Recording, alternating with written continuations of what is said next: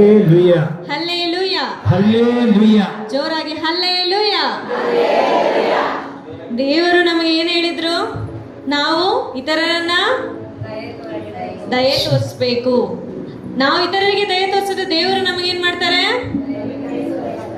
Brother ಹೇಳಿದ್ರು, Gilbert brother, ನಮಗೆ ನಾವು ಹೇಗೆ ಬೇರೆಯವರನ್ನ ನಾವು ದಯೆ ತೋರಿಸ್ತೀವಿ, ಅವಾಗ ಅದೇ ತರ ದೇವರು ನಮ್ಮ ಮೇಲೆ ಎಲ್ಲ ಕರುಣೆಯನ್ನು ದಯೆಯನ್ನು ನಮ್ಮ ಮೇಲೆ ಸುರಿಸ್ತಾರೆ ಅಂತ.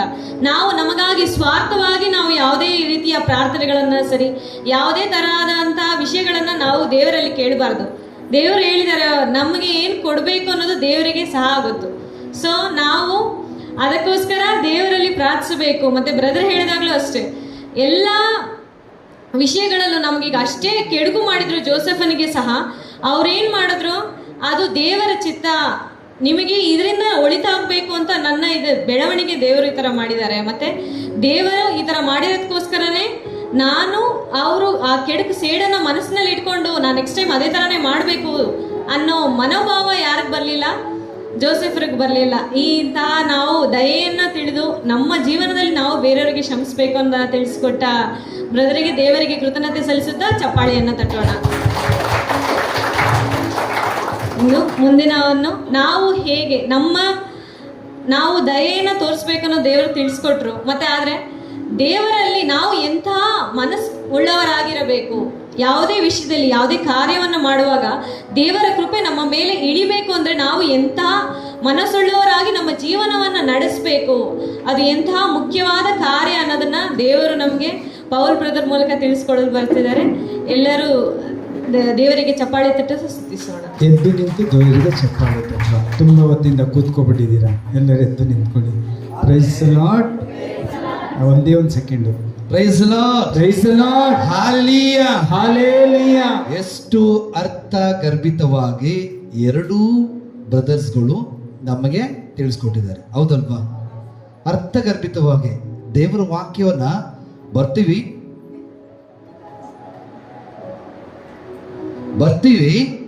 ದೇವ್ರ ವಾಕ್ಯ ಕೇಳ್ತೀವಿ, ಬರ್ಕೇಳ್ತೀವಿ, ಮನೆಗೆ ಹೋಗಿ ಎಲ್ಲಿಡ್ತೀವಿ? ನೀವು ಹೇಳಿ, ಎಲ್ಲಿಡ್ತೀವಿ? ದೇವ್ರ ಸ್ಟ್ಯಾಂಡದಲ್ಲೋ ಬೀರು ಒಳಗಡೆನೋ ಎಲ್ಲೋ ನಾವು ಪ್ರೈಸ್ ಲಾರ್ಡ್ ಹೊರಗಡೆ ಎಲ್ಲಿ ಹೋಗ್ತಾ ಇದ್ದೀರಾ? ಸ್ವಲ್ಪ ಹೇಳಿ ಹೋಗ್ತೀರಾ? Confession. Hello, praise Lord brother, ಸ್ವಲ್ಪ ಕೇಳಿ ಎಲ್ಲಿ ಹೋಗ್ತಾ ಇದ್ದಾರೆ ಅಂತ ಕೇಳಿ. ಇನ್ನೂ ಹೇಳಿಲ್ಲ, ಪಾಪ ನಿವೇದನೆ ಎಲ್ಲಿದೆ ಅಂತ ಹೇಳಿ. Praise Lord. ಹಾಗಾಗಿ ದೇವರ ಕರುಣೆ ಬಗ್ಗೆ ಸಮಯ 3 ಗಂಟೆ, ಈ 3 ಗಂಟೆಯಲ್ಲಿ ಈ ಒಂದು ಒಳ್ಳೆ ಟಾಕು ಕರುಣೆ ಬಗ್ಗೆ ನಾವು ತಿಳ್ಕೊಳ್ಬೇಕು. ಯೋಸೆಫ ಸಿಸ್ಟರ್ ಹೇಳಿದ್ರು, ಅವರಿಗಿಂತ ಯೋಸೆಫ್ ಎಷ್ಟು ಪರವಾಗಿಲ್ಲ ಅಂತ. ದುಂದುಗಾರ ಮಗ ತಂದೆ ಜೊತೆಯಲ್ಲಿ ಚೆಂದಾಗಿ ಇದ್ದ, ಸಮೃದ್ಧಿಯಾಗಿದ್ದ, ಗಾಂಚಲಿ ಮಾಡಿ ಅಪ್ಪನ ಹತ್ರ ಗಲಾಟೆ ಮಾಡಿ ದುಡ್ಡು ತಗೊಂಡೋಗಿ ದುಂದು ವೆಚ್ಚ ಮಾಡಿದೆ. ಆದರೆ ಪಾಪ ಯೋಸೆಫ್ ಏನ್ ಮಾಡ್ದ? ಕೊನೆ ಮಗ ಆತನ ತಂದೆ ಜೊತೆಯಲ್ಲಿ ಪ್ರೀತಿಯಿಂದ ಇರ್ಲಿಕ್ಕಿದ್ದ ಮಗ, ಆತನ ಪ್ರೀತಿಯ ಮಗ, ಹೌದಲ್ವಾ? ಅವನ ಆಸ್ತಿ ಕೇಳಲಿಲ್ಲ, ಅಂತಸ್ತು ಕೇಳಲಿಲ್ಲ, ದುಡ್ಡು ಕೇಳಲಿಲ್ಲ, ಸ್ಥಾನಮಾನ ಕೇಳಲಿಲ್ಲ. ಅವನು ಅಪ್ಪನ ಜೊತೆಯಲ್ಲಿ ಇದ್ದ. ಯಾರ ಜೊತೆ? ಅಪ್ಪನನ್ನು ಪ್ರೀತಿ ಮಾಡಿಕೊಂಡಿದ್ದ. ಆದರೆ ಅವನು ಏನಾಯ್ತು? ಸ್ವಂತ ಅಣ್ಣಂದಿರು ಅವನನ್ನ ಈಜಿಪ್ಟಿಗೆ ಮಾರಿಬಿಡ್ತಾರೆ. ಪ್ರಿಯರ, ಈಜಿಪ್ಟಿಗೆ ಮಾರಿದು ಎಷ್ಟು ವರ್ಷ ಆತನು ದಾಸತ್ವದಲ್ಲಿದ್ದ, ಎಷ್ಟು ವರ್ಷ ಸೆರೆಮನೆಯಲ್ಲಿದ್ದ, ಪೋಟಿಫನ ಮನೆಯಲ್ಲಿ ಕೆಲಸಗಾರನಾಗಿ ಕೆಲಸ ಮಾಡ್ತಾ ಇದ್ದ. ಆದರೆ ಒಂದು ನಾವು ಸತ್ಯ ಹತ್ಕೋಬೇಕು, ಅವನ ಜೊತೆ ಯಾರಿದ್ರು? ಜೋರಾಗಿ, ಅವನ ಜೊತೆಯಲ್ಲಿ ಯಾರಿದ್ರು? ಸರ್ವಶಕ್ತನಾದ ದೇವರು ಅವನ ಜೊತೆಯಲ್ಲಿ ಇದ್ದಿದ್ದಕ್ಕೆ ಪೋಟಿಫನ ಹೆಂಡತಿ ಬಾ ಪಾಪ ಮಾಡೋಣ ಎಂಬುದಾಗಿ ಕರೀತಾರೆ, ಹೌದಲ್ವಾ? ಯಾರು ಪಾಪ ನಿವೇದನೆಗೆ ಸಿದ್ಧರಾಗಿದ್ದೀರಿ ಅವರು ಬೇಗ ಮೇಲ್ಗಡೆ ಫಾದರ್ ರೆಡಿ ಆಗಿದ್ದಾರೆ, ಇಬ್ರು ಬೇಗ ಹೋಗಿ, ಬೇಗ ಇಬ್ರು ಹೋಗಿ. ಮತ್ತೆ ಬೇಕಾದ್ರೆ ನಾಳಿನ ಪಾಪ ನಿವೇದನೆ ಇದೆ, ಕೊಡೋಣ, ಮತ್ತೆ ಒಂದ್ಸತಿ ಮಾಡೋಣ, ಹೋಗಿ ಬನ್ನಿ. ಹಾಗಾಗಿ ಅವನ ಜೊತೆಯಲ್ಲಿ ಸರ್ವೇಶ್ವರ ಸ್ವಾಮಿ ಇದ್ದ ಕಾರಣ ಆತನು ಅಣ್ಣದನ್ನ ಕ್ಷಮಿಸ್ದ. ಹೌದಲ್ವಾ? ಫೋಟಿಫನ ಹೆಂಡತಿ ಪಾಪಕ್ಕೆ ಬಾ ಎಂಬುದಾಗಿ ಕರೆದ್ರೂ ಕೂಡ ಆತನ ವಸ್ತ್ರವನ್ನು ಬಿಟ್ಟು ಬೆತ್ತಲೆಯಾಗಿ ಓಡ್ತಾನೆ. ಯಾಕೆ? ಅವನು ಸರ್ವಶಕ್ತನಾದ ದೇವರ ವಸ್ತ್ರವನ್ನು ಧರಿಸಿಕೊಂಡಿದ್ದ. ಪಾಪವು ಅವನನ್ನು ಒಕ್ಕದಂತೆ, ಪಾಪವು ಆತನನ್ನು ಬೇಟೆ ಮಾಡಿದಂತೆ, ಆತನನ್ನು ಕೊಲ್ಲದಂತೆ, ಮೋಸ ಮಾಡದಂತೆ ಸರ್ವಶಕ್ತನಾದ ದೇವರ ವಸ್ತ್ರವನ್ನು ಆತನು ಧರಿಸಿದ್ದ. ಹಾಗಾದ್ರೆ ದಾವೀದನನ್ನು ದೇವರು ಅತಿಯಾಗಿ ಪ್ರೀತಿ ಮಾಡಿದ್ರು ಅಲ್ವಾ? ದಾವೀದನನ್ನು ರಾಜನಾಗಿ ಮಾಡಿದ್ರು. ಒಂದು ಸಾಧಾರಣ ಕೌನ್ಸಿಲಿಂಗ್ಗೆ ಹೋಗಿದ್ದಾರೆ, ಪಾಪ ನಿವೇದನೆಗೆ ಒಬ್ರು ಹೋಗಿದ್ದಾರೆ ಸಿಸ್ಟರ್, ಅವ್ರನ್ನ ಕರೆದು ಕೌನ್ಸಿಲಿಂಗ್ಗೆ ಕೂರಿಸಿ. ಓಕೆನಾ? ಅವ್ರು ಹೋಗ್ಲಿ. Praise the Lord. Hallelujah, hallelujah, hallelujah, hallelujah. ಹಾಗಾಗಿ ಫೋಟಿಫನ ಮನೆಯಲ್ಲಿ ಆತನನ್ನು ಕರೆದ್ರು, ಓಡಿ ಹೋದ. ದಾವೀದ ರಾಜ, ಒಂದು ಕುರಿ ಮೇಯಿಸುವಂತ ವ್ಯಕ್ತಿಯನ್ನ ದೇವರು ರಾಜನಾಗಿ ಆರಿಸಿದ್ರು. ಅವನು ಏನ್ ಮಾಡ್ದ?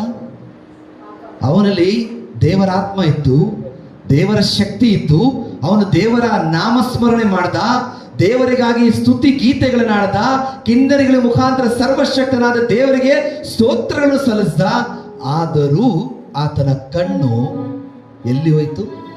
ಒಂದು ಸ್ತ್ರೀ ಸ್ನಾನ ಮಾಡುವಂತ ಆ ಕೊಠಡಿ ಮೇಲೆಗೆ ಅವನ ಕಣ್ಣು ಸದ್ಯ ನೋಡ್ದ, ತಪ್ಪಿಲ್ಲ. ನೋಡ್ಬಿಟ್ಟು ತಿರ್ಕೋಬೇಕಾಗಿತ್ತು, ಆ ಜಾಗ ಬಿಟ್ಟು ಹೋಗ್ಬೇಕಾಗಿತ್ತು. ಅವನೇನ್ ಮಾಡ್ದ? ಅದನ್ನ ನೋಡಿ ಪಾಪ ಮಾಡ್ದ ನಿಂತ್ಕೊಂಡು, ಮತ್ತೆ ಆಕೆನ ಉಪಯೋಗಿಸ್ದ. ನೋಡಿ, ಯೋಸೆಫ, ನಮ್ಮ ಯೋಸೆಫರು ನೀತಿವಂತರಾಗೆ ಈತನು ಕೂಡ ಸರ್ವಶಕ್ತನ ದೇವರಾದ ಮಗನು. ಆತನು ಕ್ಷಮೆ ಕ್ಲಾಸ್ ನಾವು ಬ್ರದರ್, ನಾವು ಇದನ್ನ ಒಂದು ಸುಮಾರು ಸರಿ ಬೋಧನೆ ಮಾಡಿದ್ವಿ ಡಿವೈಂಡ್ ಅಲ್ಲಿ. ಆತನು ಕ್ಷಮೆ ನೀಡುವಂಥದ್ದು ಹೇಳಲಿಕ್ಕೆ ಅಸಾಧ್ಯವಾದದ್ದು. ನಾನು ಅಷ್ಟೇ, ನೀವು ಅಷ್ಟೇ ಪಾಪ ನಿವೇದನೆಗೆ ಹೋಗ್ತೀವಿ, ಸಿದ್ಧರಾಗ್ತೀವಿ. ನಾವು ದೇವರು ನನ್ನೊಂದಿಗಿದ್ದಾಗ ನನ್ನಲ್ಲಿ ಒಂದು ಪಾಪ ಕೂಡ ಇರಕೂಡದು. ಎಷ್ಟು? ಒಂದು ಪಾಪ ಕೂಡ ಇರಕೂಡದು. ಮಗುವಿನ ಹಾಗೆ ಕಣ್ಣೀರಿನಿಂದ ಪಶ್ಚಾತ್ತಾಪದಿಂದ ನಾನು ದೇವರಿಗೆ ನನ್ನ ಪಾಪವನ್ನು ಒಪ್ಪಿಸಬೇಕು. ಯಾವಾಗ ನನ್ನ ಪಾಪದಿಂದ ಸಂಪೂರ್ಣವಾಗಿ ಬಿಡುಗಡೆ ಅಂದ್ಕೊಳ್ತೀನಿ, ಆವಾಗ ದೇವರ ಶಕ್ತಿ, ದೇವರ ಆತ್ಮ ನನ್ನೊಳಗೆ ವಾಸ ಮಾಡುತ್ತೆ. ಆಗ ನಮಗೆ ಪಾಪ ಮಾಡಲಿಕ್ಕೆ ಪ್ರಚೋದನೆ ಆಗಲ್ಲ, ಪಾಪ ಮಾಡಲಿಕ್ಕೆ ನಾವು ಹೋಗಲ್ಲ. ಒಂದು ನಿಮಿಷ ನಾವು ಒಂದು 10 ಮಣಿ ಕರುಣೆಯ ಜಪಸರನ್ನು ಮಾಡೋಣ. ಯಾಕೆಂದ್ರೆ ಕರುಣೆ ಬಗ್ಗೆ ದೇವರ ವಾಕ್ಯವನ್ನು ಕೇಳಿದ್ದೇವೆ. ಆ ಕರುಣೆ ನಾವು ಅನುಭವಿಸಬೇಕು. ಹೌದಾ? ಅನುಭವಿಸಿದಾಗ ಮಾತ್ರ ದೇವರ ಸಾನ್ನಿಧ್ಯ ನನ್ನ ಒಳಗೆ ಬರುವಾಗ ನನ್ನಲ್ಲಿದ್ದ ಪಾಪಗಳು ಬಿಡುಗಡೆಗಾಗಿ, ನಮ್ಮ ಪಾಪ ಬಿಡುಗಡೆಗಾಗಿ ದೈವಿಕ ಕರುಣೆಯ ಈ ಜಪಸ್ತರದ ಮುಖಾಂತರವಾಗಿ ಕಣ್ಣೀರಿಟ್ಟು ನಿಮಗಾಗಿ ನನಗಾಗಿ ಶಿಲುಬೆ ಮೇಲೆ ಮಾಡಿದ ದೇವರು, ನಿಮಗಾಗಿ ನನಗಾಗಿ ತನ್ನ ರಕ್ತವನ್ನು ಸುರಿಸಿದ ದೇವರು. ಆ ದೇವರು ನಾವು ಬಾಯಲ್ಲಿ ಮಾತ್ರ ಹೇಳ್ತೀವಿ, ಶಿಲುಬೆ ಮಾತ್ರ ನೋಡ್ತೀವಿ. ಒಂದು ನಿಮಿಷ ಊಹೆ ಮಾಡಿ ನೋಡ್ಕೊಳ್ಳಿ. ನಿಮಗಾಗಿ ನನಗಾಗಿ ಅವರು ಸುರಿಸಿದಂತೂ 1 ತೊಟ್ಟು ರಕ್ತನ, 2 ತೊಟ್ಟು ರಕ್ತನ, 1000 ಗಟ್ಟಲೆ ರಕ್ತಗಳ ಅಣಿಗಳು ನಮಗಾಗಿ ಸುರಿಸಿದ್ದಾರೆ. 5000 ಶೇಟುಗಳನ್ನು ಅವರ ಶರೀರ ಛಿದ್ರವಾಗುವಂತೆ ನಮಗಾಗಿ, ನಮ್ಮ ಪಾಪಗಳ ಪರಿಹಾರಕ್ಕಾಗಿ ತನ್ನನ್ನೇ ಅರ್ಪಿಸಿದ್ದಾರೆ. ಈ ಒಂದು ವಿಶ್ವಾಸದಿಂದ, ಈ ಒಂದು ಭಯದಿಂದ, ಈ ಒಂದು ಭಕ್ತಿಯಿಂದ ದೇವರ ಕರುಣೆ ನನ್ನ ಮೇಲೆ, ನನ್ನ ಕುಟುಂಬದ ಮೇಲೆ, ನನ್ನ ಪೂರ್ವಿಕರ ಮೇಲೆ, ಮೃತ ಹೊಂದಂತ ವ್ಯಕ್ತಿಗಳ ಮೇಲೆ, ಶುದ್ಧೀಕರಣದ ಸ್ಥಳದಲ್ಲಿರುವಂತವರ ಮೇಲೆ ದೇವರ ಕರುಣೆ ತೋರ್ಲಿ ಎಂಬುದಾಗಿ ನಾವು ಪ್ರಾರ್ಥಿಸೋಣ. ಜೀವ ಇದ್ದಾಗ ಮಾತ್ರ ಅಲ್ವ ಬ್ರದರ್ ನಾವು ಕ್ಷಮೆ ಕೇಳಲಿಕ್ಕೆ ಸಾಧ್ಯ. ಸತ್ತು ಮೇಲೆ ಸತ್ತ ಆತ್ಮ ಕ್ಷಮೆ ಕೇಳಲಿಕ್ಕೆ ಸಾಧ್ಯವಿಲ್ಲ. ಸತ್ತು ಹೋದ ಮೇಲೆ ದೇವರನ್ನು ನೋಡಲಿಕ್ಕೆ ಸಾಧ್ಯವಿಲ್ಲ. ಶುದ್ಧೀಕರಣ ಸ್ಥಳದಲ್ಲಿ ದೇವರು ಇರೋದಿಲ್ಲ, ನರಕದಲ್ಲೂ ದೇವರು ಇರೋದಿಲ್ಲ. ಜೀವ ಇರುವಾಗಲೂ ಮಾತ್ರ ನಾನು ದೇವರಲ್ಲಿ ಕ್ಷಮೆ ಕೇಳಲಿಕ್ಕೆ ಸಾಧ್ಯ, ಪಾಪ ನಿವೇದನೆ ಮಾಡಲಿಕ್ಕೆ ಸಾಧ್ಯ. ಒಂದು ವೇಳೆ ಸತ್ತು ಹೋದ್ರೆ ಕ್ಷಮೆ ಕೇಳಲಿಕ್ಕಾಗಲ್ಲ. ಈಗ ಜೀವ ಇದೆ, ಕ್ಷಮೆ ಕೇಳೋಣ, ಪಶ್ಚಾತ್ತಾಪ ಪಡೋಣ, ಮನ ಮರುಗೋಣ, ದೇವರಲ್ಲಿ ಕಣ್ಣೀರಿಟ್ಟು ಬೇಡೋಣ. ಸತ್ತ ಕ್ಷಣದಲ್ಲಿ ದೇವರು ನೋಡ್ಲಿಕ್ಕೆ ಸಾಧ್ಯ ಇಲ್ಲ, ಪ್ರಾರ್ಥನೆ ಮಾಡ್ಲಿಕ್ಕೆ ಸಾಧ್ಯ ಇಲ್ಲ, ಕ್ಷಮೆ ಕೇಳಲಿಕ್ಕೆ ಸಾಧ್ಯ ಇಲ್ಲ, ಕ್ಷಮೆ ನೀಡ್ಲಿಕ್ಕೂ ಸಾಧ್ಯವಿಲ್ಲ. ಒಂದು ಒಳ್ಳೆ ಅವಕಾಶ ದೇವರ ನಮಗೆ ಕೊಟ್ಟಿದ್ದಾರೆ ಈ ಕರುಣೆಯ ಜಲಸರದ ಮುಖಾಂತರವಾಗಿ. ಆ ಕರುಣಾಮಯನು, ಕರುಣಾ ಸಾಗರನಾಗಿರುವಂತ ಆ ಸರ್ವಶಕ್ತನಾದ ದೇವರು, ಆ ಪ್ರಭು ಯೇಸು ಪರಿಶುದ್ಧಾತ್ಮರಲ್ಲಿ ಕ್ಷಮೆಯನ್ನು ಯಾಚಿಸುತ್ತಾ ದೈವಿಕ ಕರುಣೆಯ ಪ್ರಾರ್ಥನೆಗೆ ನಾವು ಹೋಗೋಣ. ಪ್ರಾರಂಭ ಪ್ರಾರ್ಥನೆಯನ್ನು ನಾವೆಲ್ಲರೂ ಹೇಳುವ. ಮೈಕ್ ಕೊಡಿ. ಯೇಸುವಿನ ಪೂಜ್ಯ ರಕ್ತದ ಸಂರಕ್ಷಣೆಗಾಗಿ ಪ್ರಾರ್ಥನೆ.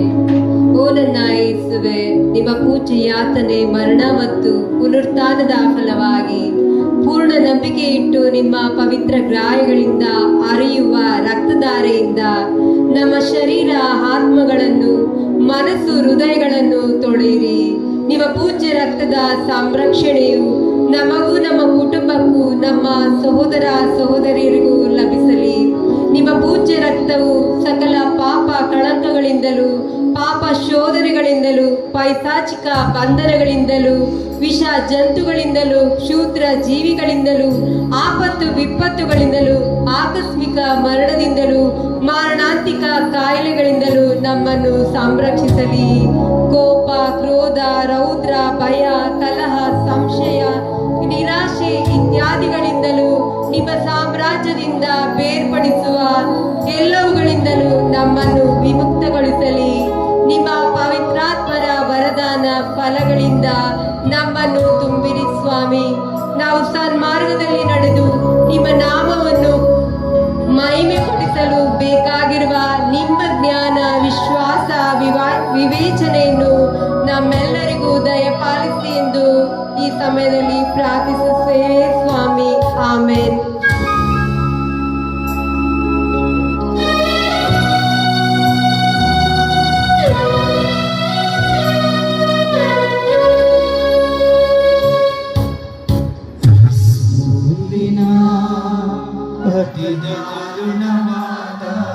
ಶಿಲುಬೆ ಯಾತನೆ ಮರಣದ ಫಲವಾಗಿ ಪಾಪಿತನೇ ನಮ್ಮ ಮೇಲೂ ಭೂಲೋಕದ ಮೇಲೆಯೂ ಕರುಣೆಯ ತೋರಿ ಸುರವಿತಿ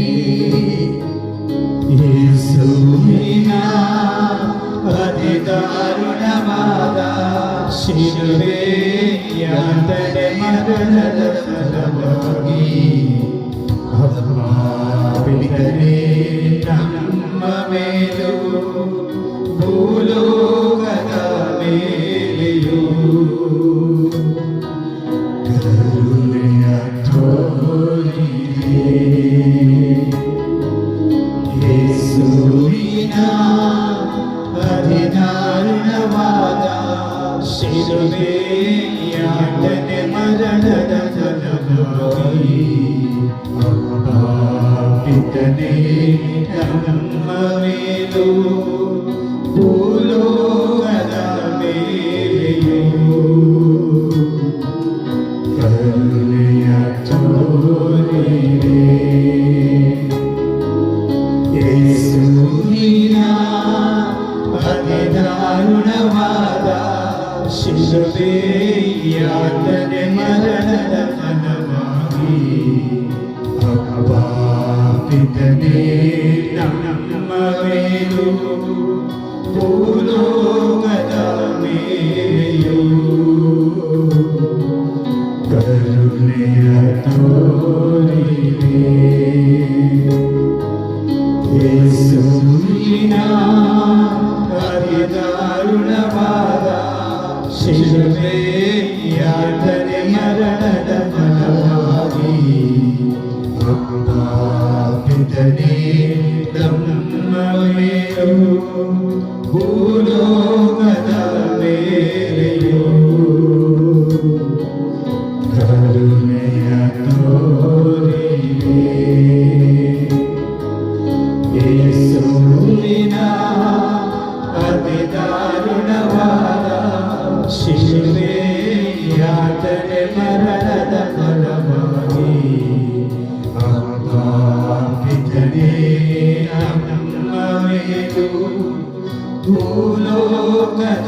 ಮೇಲೆಯೂ ಕರುಣೆಯ ತೋರಿದೆ.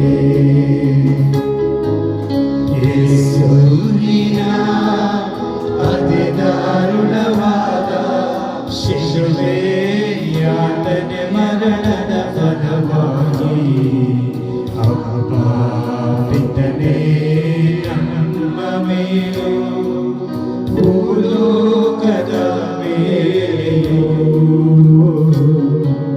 ಕರುಣೆಯ ತೋರಿದೆ. ಯೇಸುವಿನ ಅತಿ ದಾರುಣವಾದ ಶಿಲುಬೆ ಯಾತನೆ ಮರಣದ ಫಲವಾಗಿ ಪಾಪಿತನೇ ನಮ್ಮ ಮೇಲೂ ಭೂಲೋಕದ ಮೇಲೆಯೂ ಕರುಣೆಯ ತೋರಿದೆ. ಯೇಸುವಿನ ಅತಿ ದಾರುಣವಾದ ಶಿಲುಬೆ ಯಾತನೆ ಮರಣದ ಫಲವಾಗಿ ಪಾಪಿತನೇ ನಮ್ಮ ಮೇಲೂ ಭೂಲೋಕದ ಮೇಲೆಯೂ ಕರುಣೆಯ ತೋರಿದೆ. ಪರಿಶುದ್ಧರು ಸರ್ವಶಕ್ತರು ಚಿರಂಜೀವಿಯಾದ ನಿತ್ಯ ದೇವರೇ, ನಮ್ಮ ಮೇಲೆಯೂ ಇಡೀ ಭೂಲೋಕದ ಮೇಲೆಯೂ ಕರುಣೆಯಾಗಿರಿ. ಪರಿಶುದ್ಧರು ಸರ್ವಶಕ್ತರು ಚಿರಂಜೀವಿಯಾದ ನಿತ್ಯ ದೇವರೇ, ನಮ್ಮ ಮೇಲೆಯೂ ಇಡೀ ಭೂಲೋಕದ ಮೇಲೆಯೂ ಕರುಣೆಯಾಗಿರಿ. ಪರಿಶುದ್ಧರು ಸರ್ವಶಕ್ತರು ಚಿರಂಜೀವಿಯಾದ ನಿತ್ಯ ದೇವರೇ, ನಮ್ಮ ಮೇಲೆಯೂ ಇಡೀ ಭೂಲೋಕದ ಮೇಲೆಯೂ ಕರುಣೆಯಾಗಿರಿ.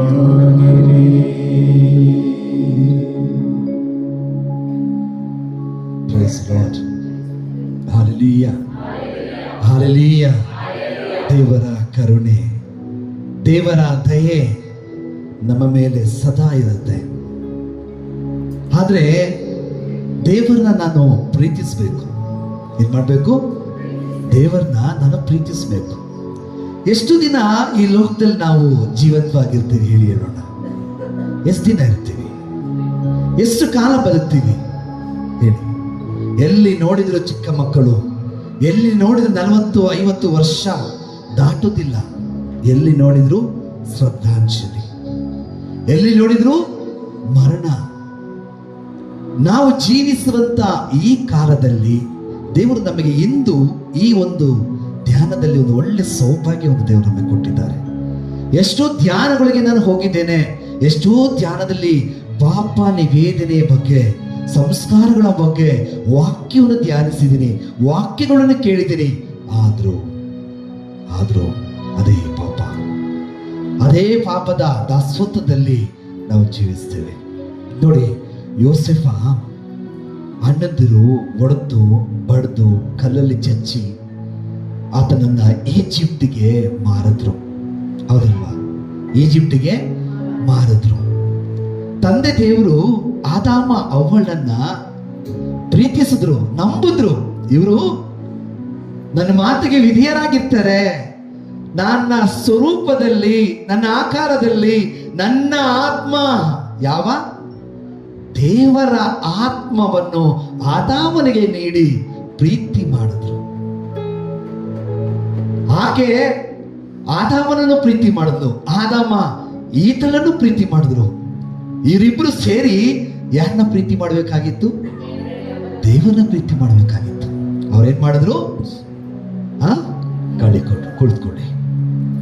ದೇವರ ಆತ್ಮವನ್ನ ಅವರು ಕಳ್ಕೊಂಡ್ರು. ಅವರು ಶರೀರದಲ್ಲಿ ಜೀವಿಸ್ತಾ ಇರಲಿಲ್ಲ, ಆತ್ಮದಲ್ಲಿ ಜೀವಿಸ್ತಾ ಇದ್ರು. ಯಾವ್ದ್ರಲ್ಲಿ? ಆತ್ಮದಲ್ಲಿ ಜೀವಿಸುವಾಗ ಅವರಿಗೆ ಶರೀರದ ಆಸೆ ಪಾಸೆಗಳು, ಆಸ್ತಿ, ಅಂತಸ್ತು, ಮನೆ, ಮಠ, ಊರ್ ಸುತ್ತಬೇಕು, ಊರ್ಗ್ ಹೋಗ್ಬೇಕು, ಅದು ಬೇಕು, ಇದು ಬೇಕು, ಆ ಬಟ್ಟೆ ಬೇಕು, ಈ ಬಟ್ಟೆ ಬೇಕು, ಆಭರಣ ಬೇಕು, ಮನೆ ಮೇಲೆ ಮನೆ ಕಟ್ಟಬೇಕು, ಟೂರ್ಗೆ ಹೋಗ್ಬೇಕು, ಸುತ್ತಬೇಕು, ಚೆಂದಾಗಿ ತಿನ್ಬೇಕು, ಜಾಲಿ ಹೊಡಿಬೇಕು. ಈ ಲೌಕಿಕ ಕಾರ್ಯದಲ್ಲಿ ಅವ್ರು ಇರ್ನಿಲ್ಲ. ಯಾರು ಇರ್ನಿಲ್ಲ? ಅವರು ಇರ್ನಿಲ್ಲ. ತಂದೆ ದೇವರು ಸೈತಾನನ್ನ ಕಳಿಸಿದ್ದು ಎಲ್ಲಿಗೆ? ಎಲ್ಲಿಗೆ ಕಳಿಸಿದ್ರು? ನರಕಕ್ಕೆ ಕಳಿಸಿದ್ರ? ಎಲ್ಲಿಗೆ ಕಳಿಸಿದ್ರು? ಭೂಮಿಗೆ ತಾನೇ ಬ್ರದರ್ ಕಳಿಸಿದ್ದು? ಭೂಮಿಗೆ ಅಲ್ವಾ? ಈ ಭೂಮಿಯಲ್ಲಿ ಈ ಸೈತಾನ ದೇವರಿಗೂ ನನಗೂ ಅಂತರ ಮಾಡಲಿಕ್ಕೆ ಅವ್ವಳನ್ನು ಉಪಯೋಗಿಸಿದ. ಯಾರನ್ನ? ಅವ್ವಳನ್ನ ಉಪಯೋಗಿಸಿದ. ಈಗ ಹೇಳಿ, ಸ್ತ್ರೀಯರು ಬಲಶಾಲಿಗಳ, ಪುರುಷರು ಬಲಶಾಲಿಗಳ ಬ್ರದರ್? ಯಾರು? ಸ್ತ್ರೀಯರು ಬಲಶಾಲಿಗಳು. ಬ್ರದರ್ ಇಲ್ಲ ಅಂತ ಹೇಳ್ಬಿಟ್ರು. ಬ್ರದರ್ ಇಲ್ಲ ಅಂತ ಹೇಳ್ಬಿಟ್ರು. ಬಲಶಾಲಿಗಳು ನೀವು ಆಗಿದ್ದಿದ್ರೆ, ನೀವು ಬಲಶಾಲಿಗಳಾಗಿದ್ದಿದ್ರೆ, ನೀವು ಆತ್ಮದಲ್ಲಿ ಜೀವಿಸದಿದ್ರೆ, ನೀವು ಶರೀರ ಆಸೆಗೆ ಹೋಗ್ತಾ ಇರಲಿಲ್ಲ. ಯಾವುದಕ್ಕೆ? ಶರೀರ ಆಸೆಗೆ ಹೋಗ್ತಾ ಇರಲಿಲ್ಲ. ಸರ್ವಶಕ್ತನಾದ ದೇವರು ನಿಮಗಾಗಿ ಏದೇನ್ ತೋಟವನ್ನು ಕೊಟ್ಟು, ಎಲ್ಲ ರೀತಿಯಾದಂಥ ಹಣ್ಣು ಹಂಪಲುಗಳನ್ನು ಕೊಟ್ಟು, ಎಲ್ಲ ಅಧಿಕಾರವನ್ನು ನಿಮಗೆ ಕೊಟ್ಟು, ಇದು ಒಂದನ್ನು ಮಾತ್ರ ತಿನ್ಬೇಡ. ಯಾವುದನ್ನ? ಇದು ಒಂದೇ ಒಂದು ತಿನ್ಬೇಡ. ವಿಧೇಯತೆ. ಯಾವುದು? ವಿಧೇಯತೆ. ತಾಯಿ ಮಗುಗೆ, ಮಗನೇ ಇದನ್ನ ಮುಟ್ಟು ಕೂಡ್ದು ಅಂದ್ರೆ ಮಕ್ಕಳು ಮುಟ್ಟಬಾರ್ದು. ಮಕ್ಕಳಿಗೆ ಹೇಳಿದ್ರೆ ಮಕ್ಕಳ ಕಾರ್ಯ ಮಾಡಬಾರ್ದು. ಯಾಕೆ ಅಂದರೆ ತಂದೆ ತಾಯಿ ಸರ್ವಶಕ್ತನಾದ ದೇವರು ಕೊಟ್ಟಿರುವ ಕೊಡುಗೆ. ತಂದೆ ತಾಯಿ ತನ್ನ ಮಕ್ಕಳಿಗೆ ಹೇಳುವಂತ ಕಾರ್ಯ ಎಲ್ಲವೂ ಒಳ್ಳೆಯದೇ. ಕೆಟ್ಟದಾರ ಹೇಳ್ಕೊಡ್ತೀರಾ ತಂದೆ ತಾಯಿಗಳು? ಕೆಟ್ಟದ್ದು ಹೇಳ್ಕೊಡ್ತೀರಾ? ಪಾಪವನ್ನು ಹೇಳ್ಕೊಡ್ತೀರಾ? ಇಲ್ಲ ಅಲ್ವಾ?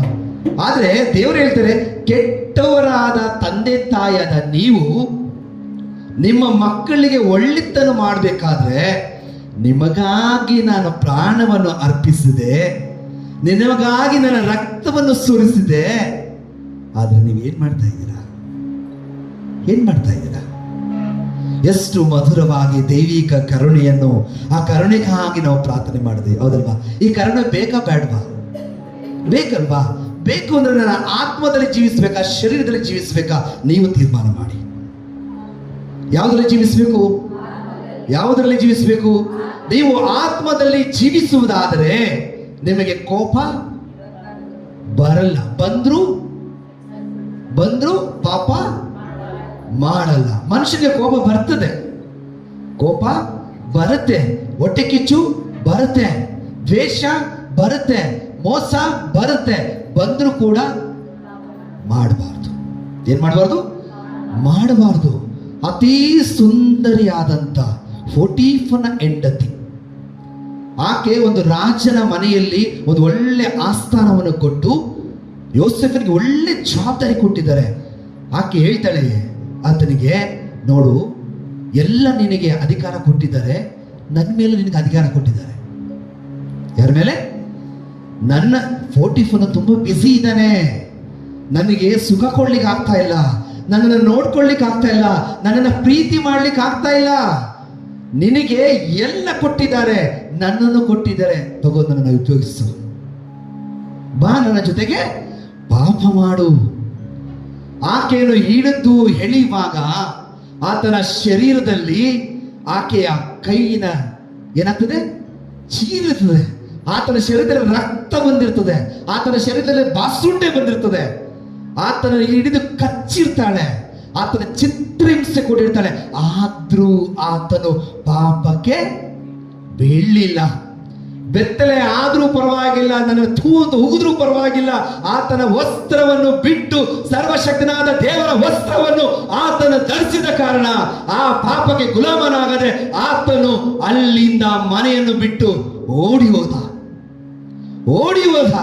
ಆಕೆ ಏನ್ ನಾಟಕ ಮಾಡ್ತಾಳೆ? ಗಂಡನ ಹತ್ರ ಮಾನ ಮರ್ಯಾದೆ ಹೋಗ್ಬಿಡ್ತು, ನನ್ನ ಗಂಡ ನನ್ನ ಕೇಳ್ಬಿಡ್ತಾನೆ, ನನಗೆ ಏನ್ ದಂಡನೆ ಸಿಗುತ್ತೆ? ಮರಣ ದಂಡನೆ ಸಿಗುತ್ತೆ. ಅದಕ್ಕೆ ಏನ್ ಮಾಡ್ತಿದ್ಲು ಅವಳು?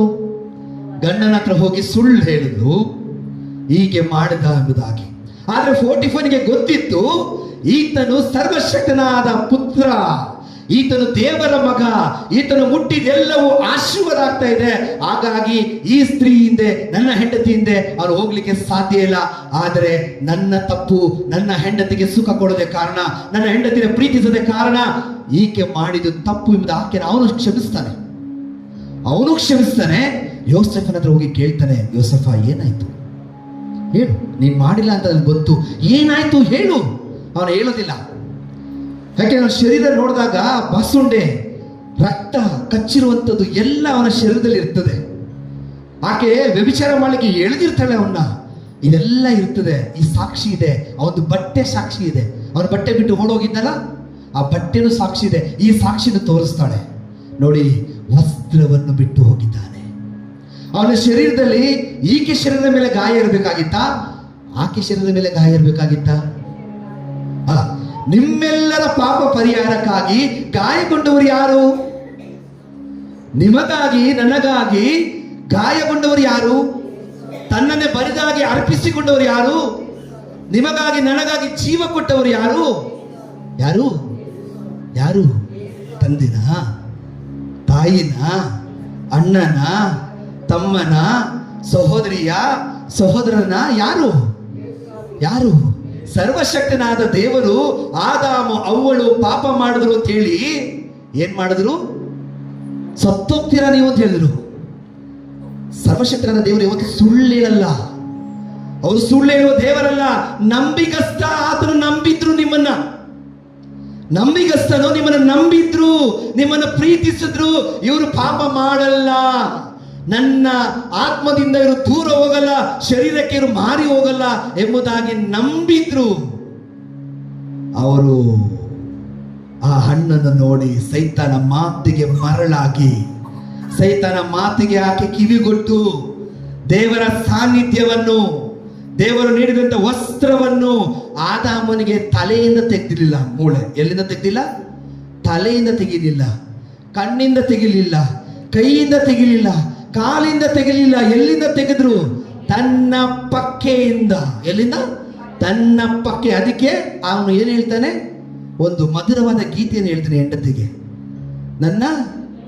ನನ್ನ ಎಲುಬಿನ ಎಲುಬು, ನನ್ನ ಒಡಲಿನ ಒಡಲು. ಎಷ್ಟು ಒಂದು ಗೀತೆನೇ ಬರೀಬಹುದು ಅಲ್ವಾ? ಎಷ್ಟು ಒಳ್ಳೆ ಗೀತೆನೇ ಬರುವುದು.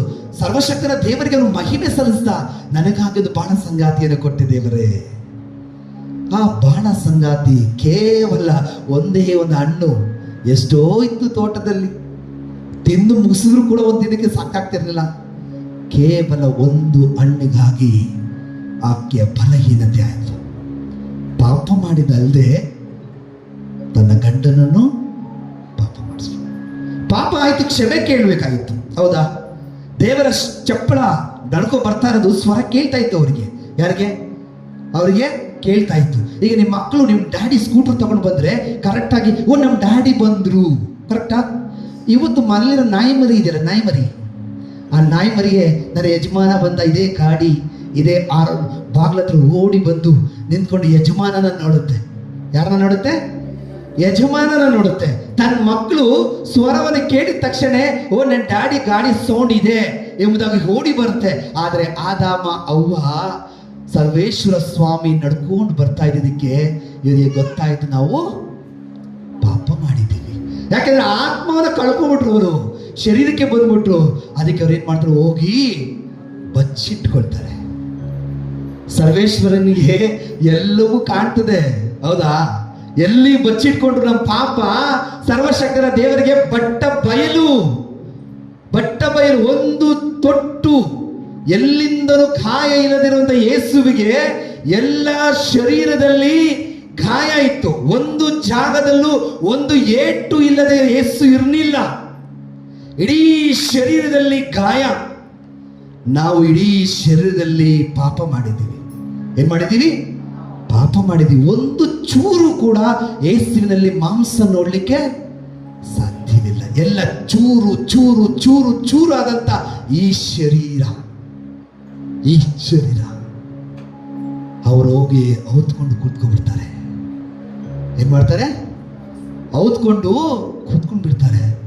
ದೇವರ ಬರುವಂತ ಆ ಒಂದು ಶಬ್ದ ಕೇಳಿದ ಕೂಡಲೇ ಔಸ್ಕೊಳ್ತಾರೆ. ಅದಾಮ್ ಎಲ್ಲಿದ್ಯಾ? ಸ್ವಾಮಿ, ನಾನು ಇಲ್ಲಿದ್ದೀನಿ. ಯಾಕೆ ಔಸ್ಕೊಂಡಿದ್ಯಾ? ಅವರು, ಸ್ವಾಮಿ ತಪ್ಪಾಯ್ತು, ನನಗೆ ಕ್ಷಮಿಸ್ಬಿಡಿ. ನಾವು ಪಾಪ ಮಾಡಿಬಿಟ್ವಿ, ನಿಮಗೆ ದ್ರೋಹ ಬಗೆದ್ಬಿಟ್ವಿ, ನಿಮ್ಮ ನಂಬಿಕೆಗೆ ನಾನು ಮೋಸ ಮಾಡಿಬಿಟ್ವಿ, ನನ್ನನ್ನು ಕ್ಷಮಿಸಿ ಅಂತ ಅವ್ರು ಕೇಳಿದಿದ್ರೆ ನಮಗೆ ಮರಣ ಬರ್ತಾಯ್ತಾ? Price the lord. ನಮಗೆ ಮರಣ ಬರ್ತಾಯ್ತಾ? ದೇವರು ಹೇಳಿದ್ರು, ಮರದ ಹಣ್ಣನ್ನು ತಿಂದ್ರೆ ನೀವು ಸಾಯ್ತೀರಾ ಹೇಳಿದ್ರು. ಆದರೆ ದೇವ್ರು ಏನ್ ಮಾಡಿದ್ರು? ಕುರಿಮರಿ ನಮ್ಮ ಧರ್ಮಸಭೆಯಲ್ಲಿ ಒಂದು ಶ್ರೇಷ್ಠವಾಗಿ ಅದಕ್ಕೊಂದು ಸ್ಥಾನ ಕೊಟ್ಟಿದ್ದಾರಲ್ಲ, ಕುರಿಗಾಯಿ. ಅದಕ್ಕೆ ಸರ್ವಶಕ್ತನಾದ ದೇವರು ಆ ಕುರಿ ಮಾಂಸವನ್ನು ಸೀಳಿ ಅದರ ಚರ್ಮವನ್ನು ತೆಗೆದು ಬೆತ್ತಲೆಯಾಗಿ ಶರೀರಮಯವಾಗಿ ನಿಂತಂತ ಆದಾಮ್ಗೆ ಅವ್ವಳಿಗೆ ವಸ್ತ್ರವನ್ನು ಕೊಟ್ಟರು. ಸರ್ವಶಕ್ತನಾದ ದೇವರು ನೀಡಿದಂತ ವಸ್ತ್ರವನ್ನು ಕಳೆದುಕೊಂಡ್ರು. ಅದಕ್ಕೆ ಹಸಿ ಮಾಂಸ ಕುರಿಮರಿ, ಆ ಕುರಿಯ ಮಾಂಸ ಚೀರಿ ಅದರ ಯಾವುದು ಚರ್ಮವನ್ನ ತೆಗೆದು ಇಬ್ಬರಿಗೆ ಸುತ್ತುತ್ತಾರೆ. ದೇವರ ವಸ್ತ್ರವನ್ನ ಕಳೆದುಕೊಂಡು ಬಿಡ್ತಾರೆ. ಪ್ರೀತಿಯ ಒಲವಿನ ಸಹೋದರರೇ, ನಮಗಾಗಿ ಯೇಸು ಸ್ವಾಮಿ ಅನುಭವಿಸಿದ ಯಾತನೆ ಏತಕ್ಕೋಸ್ಕರ ಈ ಭೂಮಿಗೆ ಬಂದಿದ್ದು? Praise the Lord. ಏನಕ್ಕೋಸ್ಕರ? ಒಂದು ಇಬ್ಬರು ಪಾಪನ ಎದುರಿಗೆ ಎದ್ದೋಗಿ ಬೇಗ, ಮಕ್ಕಳಾಯ್ತಾ? ಪಾಪನ ಎದುರಾಯ್ತಾ? ಬೇಗ ಇಬ್ಬರು ಯಾರಾದ್ರೂ ಎದ್ದೋಗಿ. ಯೇಸು ಸ್ವಾಮಿಯನ್ನು ಈ ಧರೆಗೆ ಸರ್ವಶಕ್ತನಾದ ದೇವರು ಏತಕ್ಕಾಗಿ ಕಳಿಸಿಕೊಟ್ರು? ಆದಾಮ್ ಅವಳು ಮೋಸ ಮಾಡಿಬಿಟ್ರು. ಯಾರಿಗೆ? ದೇವರಿಗೆ ಮೋಸ ಮಾಡಿಬಿಟ್ರು. ದೇವರು ಸತ್ಯವನ್ನು ಹೇಳುವಂತ ಸತ್ಯವಂತ ದೇವರು, ನೀತಿವಂತ ದೇವರು. ಅವರು ಸುಳ್ಳು ಹೇಳುವವರಲ್ಲ. ನೀನ್ ಸಾಹಿತ್ಯ ಅಂತ ಹೇಳಿದ ಮೇಲೆ ಅದಕ್ಕೆ ತಕ್ಕ ಸಡನ್ ಆಗಿ ಒಂದು ಪರಿಹಾರ ಕೊಡ್ಬೇಕಾಗಿತ್ತು. ಅದಕ್ಕಾಗಿ ದೇವರು ಸಾಯ್ಲಿಕ್ಕಾಗತ್ತಾ? Price the lord. ಆಕಾಶವನ್ನು ಭೂಮಿಯನ್ನು ಸೃಷ್ಟಿ ಮಾಡಿದ ಸೃಷ್ಟಿಕರ್ತನಾದ ದೇವರು, ಸರ್ವಶಕ್ತನಾದ ದೇವರು ಸಾಯ್ಲಿಕ್ಕೆ ಸಾಧ್ಯನಾ? ಆದ್ರೆ ಅವ್ರು ಹೇಳಿದ್ರು ನೀವು ಸಾಯ್ತೀರಾ ಅಂತ ಹೇಳಿದ್ರು. ಅದಕ್ಕೆ ಅವ್ರು ಏನ್ ಮಾಡಿದ್ರು? ಇಮ್ಮಿಡಿಯೇಟ್ ಆಗಿ ಒಂದು ಕುರಿಯನ್ನು ತೆಗೆದು ಅದನ್ನು ಬಲಿ ಕೊಟ್ಟು ಅದನ್ನ ಚರ್ಮವನ್ನು ಸುರಿದು ಇಬ್ಬರಿಗೆ ವಸ್ತು. ಆದಿಯಿಂದ ನಾವು ನೋಡ್ತೀವಿ, ನಮ್ಮ ಪಾಪ ಪರಿಹಾರಕ್ಕಾಗಿ ಏನನ್ನ ಅರ್ಪಿಸ್ತಾರೆ? ಕುರಿಯನ್ನ ಬಲಿಯಾಗಿ ನಮ್ಮ ಪಾಪವನ್ನೆಲ್ಲ ಆ ಕುರಿ ಮೇಲೆ ಹಾಕಿ ಎಲ್ಲ ಪಾಪವನ್ನು ಕುರಿಗೆ ಒಪ್ಪಿಸಿ ಸರ್ವಶಕ್ತನಾದ ದೇವರಿಗೆ ಒಪ್ಪಿಸಿಕೊಡ್ತಾರೆ. ದೇವರೇ, ಈ ಕುರಿ ಮೇಲೆ ನನ್ನ ಪಾಪಗಳೆಲ್ಲವನ್ನು ಹಾಕಿದ್ದೇನೆ, ಒಂದು ಬಿಡದೆ ಈ ಪಾಪಗಳು ಈ ಕುರಿ ಮೇಲೆ ಇದೆ. ನನ್ನ ಪೂರ್ವಿಕರ ಪಾಪ, ನನ್ನ ಮಕ್ಕಳ ಪಾಪ, ಕುಟುಂಬದ ಪಾಪ, ಬಂಧುಗಳ ಪಾಪ, ಈ ಊರಿನ ಈ ದೇಶದ ಎಲ್ಲ ಪಾಪ, ಅವ್ರು ಯಾವ ಊರಲ್ಲಿ ಇರ್ತಾರೆ ಆ ಊರಲ್ಲಿರುವಂತ ಎಲ್ಲರ ಪಾಪಗಳಿಗಾಗಿ ಒಂದು ಪ್ರವಾದಿ ಬಲಿಯನ್ನು ಅರ್ಪಿಸ್ತಾನೆ. ಯೋಬ ಏನ್ ಮಾಡ್ತಾನೆ? ಯೋಬ ತನ್ನ ಮಕ್ಕಳು ಮಡದಿ ಎಲ್ಲಿ ಒಂದು ವೇಳೆ ಸರ್ವಶಕ್ತನಾದ ದೇವರಿಗೆ ದ್ರೋಹ ಮಾಡಿಬಿಟ್ರೋ, ತಪ್ಪು ಮಾಡಿಬಿಟ್ರೋ, ದೇವರ ಕೋಪಕ್ಕೆ ಒಳಗಾಗಬಾರ್ದು ಅಂತೇಳಿ ಅವನು ಏನ್ ಮಾಡ್ತಾ ಇದ್ದ? ಪ್ರತಿದಿನ ಬಲಿಯನ್ನ ಅರ್ಪಿಸ್ತಾ ಇದ್ದ. ಅವನು ಪ್ರತಿದಿನ ಪಾಪ ನಿವೇದನೆ ಮಾಡ್ತಾ ಇದ್ದ, ಪ್ರತಿದಿನ ಕ್ಷಮೆ ಕೇಳ್ತಾ ಇದ್ದ, ಪ್ರತಿದಿನ ಕ್ಷಮಿಸ್ತಾ ಇದ್ದ. ಆದ ಕಾರಣ ಆತನಿಗೆ ಶೋಧನೆ ಇತ್ತ, ಕಷ್ಟ ಇತ್ತ, ತೊಂದರೆ ಇತ್ತ, ನೋವಿತ್ತ, ಸಾಲ ಇತ್ತ, ರೋಗ ಇತ್ತ, ಬಡತನವಿತ್ತ, ಏನಿರ್ಲಿಲ್ಲ ಆದಾಮನಿಗೆ. ಯೋಬನಿಗೆ ಸರ್ವಶಕ್ತನಾದ ದೇವರು ಎಲ್ಲವೂ ಕೊಟ್ಟಿದ್ರು. ಯಾರಿಗೆ? ಯೋಬನಿಗೆ ಎಲ್ಲವನ್ನೂ ಕೊಟ್ಟಿದ್ರು. ಆದ್ರೆ ಸೈತಾನ ಏನ್ ಮಾಡ್ತಾನೆ?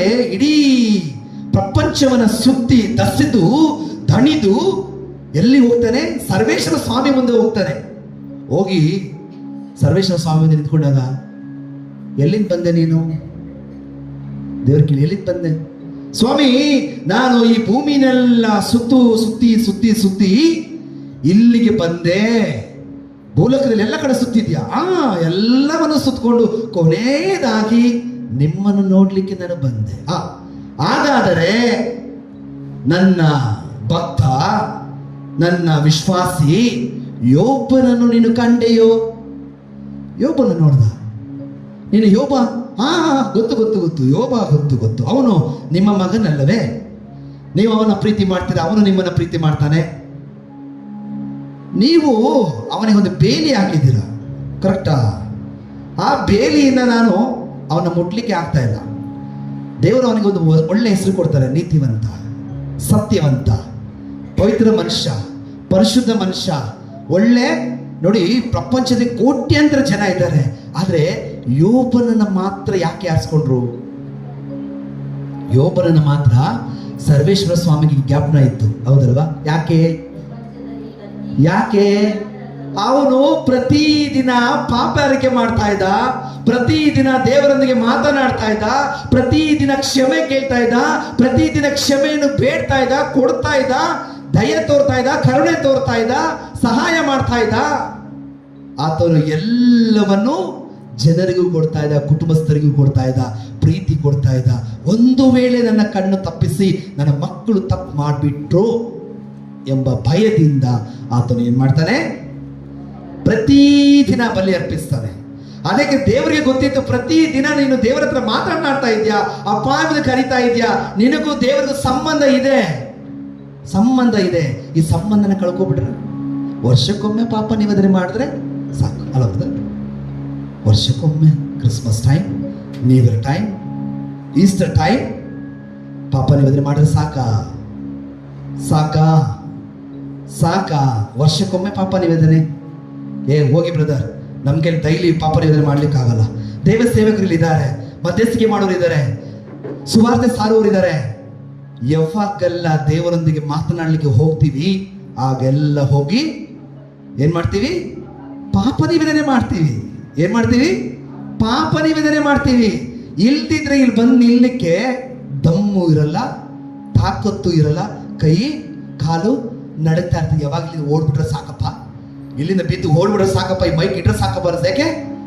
ದೇವರ ಆತ್ಮ ನನ್ನಲ್ಲಿ ಇಲ್ಲದೆ ಹೋದ್ರೆ, ದೇವರ ಶಕ್ತಿ ಪವಿತ್ರತೆ ನನ್ನಲ್ಲಿ ಇಲ್ಲದೆ ಹೋದರೆ ನಿಲ್ಲಿಕ್ಕೆ, ದೇವರ ಸಾನ್ನಿಧ್ಯದಲ್ಲಿ ನಿಲ್ಲಿಕ್ಕೆ ಸಾಧ್ಯವಿಲ್ಲ. ಅದಕ್ಕೆ ಯೋಬ ಪ್ರತಿದಿನ ಪಶ್ಚಾತ್ತಾಪ ಪಡ್ತಾನೆ. ನಿಮಗೂ ನನಗೂ ದೇವರ ಸಂಬಂಧ ಇದೆಯಾ? ಸಂಬಂಧ ಇದೆಯಾ? ಲವ್ ಮಾಡ್ತಾ ಇದ್ದೀರಾ? ಪ್ರೀತಿ ಮಾಡ್ತಾ ಇದ್ದೀರಾ? ಕ್ಷಮಿಸ್ತಾ ಇದ್ದೀರಾ? ದಯೆ ತೋರ್ತಾ ಇದ್ದೀರಾ? ಕರುಣೆ ತೋರ್ತಾ ಇದ್ದೀರಾ? ಸಹಾಯ ಮಾಡ್ತಾ ಇದ್ದೀರಾ? ಕ್ಷಮಿಸ್ತಾ ಇದ್ದೀರಾ? ಹೇಳಿ, ಮಾಡ್ತಾ ಇದ್ದೀರಾ? ಹೊಟ್ಟೆ ಕಿಚ್ಚು ಪಡ್ತಾ ಇಲ್ವಾ? ಮೋಸ ಮಾಡ್ತಾ ಇಲ್ವಾ? ಬರೀ ತೋರ್ಪಡಿಕೆಗಾಗಿ ನಾವು ಜೀವಿಸ್ತಾ ಇದ್ದೀವಾ? ಇತರಿಗೆ ತೋರ್ಪಡಿಕೆಗಾಗಿ ನಾವು ಜೀವಿಸ್ತಾ ಇದ್ದೀವಾ? ನಾನು ದೇವರ ವಾಕ್ಯ ಕೇಳ್ತಾ ಇದ್ದೆ, ಆ ಬ್ರದರು ಈ ಬ್ರದರು ಮೆಚ್ಚಿಕೊಳ್ಳಿಕ್ಕಾಗಿ ಅಲ್ಲ, ಅವರು ನೋಡ್ಲಿ ಎಂಬುದಾಗಿ ನಾನು ಬಟ್ಟೆಯನ್ನು ಧರಿಸಿಕೊಂಡು, ವಸ್ತ್ರವನ್ನು ಧರಿಸಿಕೊಂಡು ಅವರಲ್ಲಿ ಟೀಮಲ್ಲಿ ಇದ್ದೀನಿ, ಪ್ರಾರ್ಥನೆ ತಂಡದಲ್ಲಿದ್ದೀನಿ. ಅವರಿಗೆ ಭಯಪಟ್ಟು ಓಡಿಬವರು ನಾವಾ? ಹೇಳಿ, ಅಂಥವರ ನಾವು ನಾನು ಭಯ ಪಡಬೇಕಾಗಿರೋದು ಇವರಿಗೆ, ನಾನು ಹೆದರ್ಬೇಕಾಗಿರೋದು ಇವರಿಗೆ. ಯಾಕೆಂದ್ರೆ ಇವರು ನನ್ನ ಅಪ್ಪ, ಇವರು ನನ್ನ ತಂದೆ, ನನಗಾಗಿ ಜೀವ ಕೊಟ್ಟವರು, ನನಗಾಗಿ ಪ್ರಾಣವನ್ನು ಕೊಟ್ಟವರು, ನನಗಾಗಿ ಸ್ವರ್ಗದಿಂದ ತಂದೆಯ ಬಳಿಯಿಂದ ಇಳಿದು ಈ ಭೂಲೋಕಕ್ಕೆ ಬಂದು ನನಗಾಗಿ ತನ್ನ ಪ್ರಾಣವನ್ನೇ ಅರ್ಪಿಸಿದ ದೇವರು. ಇವರನ್ನು ಪ್ರೀತಿ ಮಾಡದೆ ಯಾರನ್ನ ತಾನೇ ಪ್ರೀತಿ ಮಾಡಲಿಕ್ಕೆ ಸಾಧ್ಯ? ಯೋಚನೆ ಮಾಡಿ. ಇವತ್ತು ಪಾಪ ನಿವೇದನೆ ನಾವು ಮಾಡ್ತೀವಿ, ಹೌದಲ್ವಾ? ಮತ್ತೆ ಪಾಪ ಮಾಡಬಾರ್ದು. ಕಟ್ಟಳೆಗೆ ವಿರುದ್ಧವಾಗಿ ನಾವು ಪಾಪಗಳು, ಕಟ್ಟಳೆಗೆ ವಿರುದ್ಧವಾಗಿ 10 ಆಜ್ಞೆಗಳು ಮೋಶೆಗೆ ಯಾರು ಕೊಟ್ರು?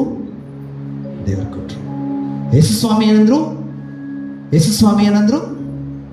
ಮೋಶೆಯ ನಿಯಮಕ್ಕೆ ಯೇಸು ಸ್ವಾಮಿ ಏನು ಮಾತಾಡಲಿಲ್ಲ. ನಾನು ಅದಕ್ಕಾಗಿ ಬರಲಿಲ್ಲ, ನಾನು ಈ ಪ್ರವಾದಿಗಳನ್ನ ಕಳಿಸಿದ್ದು ನಿಮ್ಮ ರಕ್ಷಣೆಗಾಗಿ, ನಿಮ್ಮ ಪಾಪದಿಂದ ಬಿಡುಗಡೆಗಾಗಿ, ನೀವು ನಾನು ಒಡಂಬಡಿಕೆಯಲ್ಲಿ ಜೀವಿಸ್ಲಿಕ್ಕಾಗಿ, ನೀವು ನಾನು ಪ್ರೀತಿಸ್ಲಿಕ್ಕಾಗಿ. ಆದಾಮನ ಪ್ರೀತಿಸ್ದೆ, ಹವ್ವಳನ್ನ ಪ್ರೀತಿಸ್ದೆ, ಅವರು ನನ್ನ ಮೋಸ ಮಾಡಿಬಿಟ್ರು, ನೀವಾದ್ರೂ ನನ್ನ ಜೊತೆಲಿ ಇರ್ತೀರಾ ಎಂಬುದಾಗಿ ಪ್ರವಾದಿಗಳನ್ನ ಕಳಿಸಿದ್ರು. ಅವರ ಆತ್ಮವನ್ನು ಕಳುಹಿಸಿ ಪ್ರವಾದಿ ಮುಖಾಂತರ ನಮ್ಮ ಹತ್ರ ಮಾತನಾಡ್ತಾ ಇದ್ರು. ಆದರೂ ನಾವು ದೇವರನ್ನ ಕಂಡ್ಕೊಳ್ಳಿಕ್ಕೆ ಆಗ್ಲಿಲ್ಲ, ದೇವರ ಪ್ರೀತಿ ಮಾಡ್ಲಿಕ್ಕೆ ಆಗ್ಲಿಲ್ಲ. ಅದಕ್ಕೆ ಸರ್ವೇಶ್ವರ ಸ್ವಾಮಿ ಏನ್ ಪ್ಲಾನ್ ಮಾಡಿದ್ರು ಅಂದ್ರೆ, ಯಾವಾಗ ಆದಾಮ ಅವ್ವ ಪಾಪ ಮಾಡಿದ್ರು ಆಗ್ಲೇ ತೀರ್ಮಾನ ಮಾಡಿದ್ರು, ಇವ್ರಿಗಾಗಿ ನಾನು ಸಾಯ್ಬೇಕು, ಇವ್ರಿಗಾಗಿ ನಾನು ಸಾಯ್ಬೇಕು. ನಿಮಗಾಗಿ ಓತಗಳು ಕುರಿಗಳು ಬಲಿ ಕೊಟ್ರೆ ಸಾಲದು, ಅದು ಸ್ವಲ್ಪ ಕಾಲಕ್ಕೆ ಮಾತ್ರ, ಜಸ್ಟ್ ಪಾಲಿಶ್, ಜಸ್ಟ್ ಬಿಡುಗಡೆ ಅಷ್ಟೇ. ಆದರೆ ನಾನು ನಿತ್ಯ ಜೀವವನ್ನು ಪಡಿಬೇಕು. ಮರಣ ಎಂಬುದನ್ನು ನಾನು ಧರಿಸ್ಕೊಂಡಿದ್ದೇನೆ. ದೇವರು ಕೊಟ್ಟಂತ ಆ ವಸ್ತ್ರವನ್ನು ಬಿಟ್ಟು ಶರೀರದಲ್ಲಿ ಜೀವಿಸಿದ್ದೇನೆ. ಮರಣಕ್ಕೆ ನಾನು ಏನಾಗಿದ್ದೇನೆ? ಗುಲಾಮನಾಗಿದ್ದೇನೆ. ಈ ಮರಣದಿಂದ ಎಬ್ಬಿಸಲು, ನಿತ್ಯ ಜೀವ ಕೊಡಲು ಒಬ್ಬರಿಂದ ಮಾತ್ರ ಸಾಧ್ಯ. ಪ್ರವಾದಿಗಳು ಬಂದ್ರು, ಎಷ್ಟೆಷ್ಟು ದೊಡ್ಡ ದೊಡ್ಡ ಪ್ರವಾದಿಗಳು ಬಂದ್ರು. ಯಾರಿಂದಲೂ ನಿಮ್ಮನ್ನು ನನ್ನನ್ನು ರಕ್ಷಣೆ ಮಾಡಲು, ಪಾಪದಿಂದ ಬಿಡುಗಡೆ ಮಾಡಲು, ಮರಣದಿಂದ ಎಬ್ಬಿಸಲು, ನಿತ್ಯ ಜೀವ ಕೊಡಲು ಯಾರಿಂದಲೂ ಸಾಧ್ಯವೇ ಇಲ್ಲ.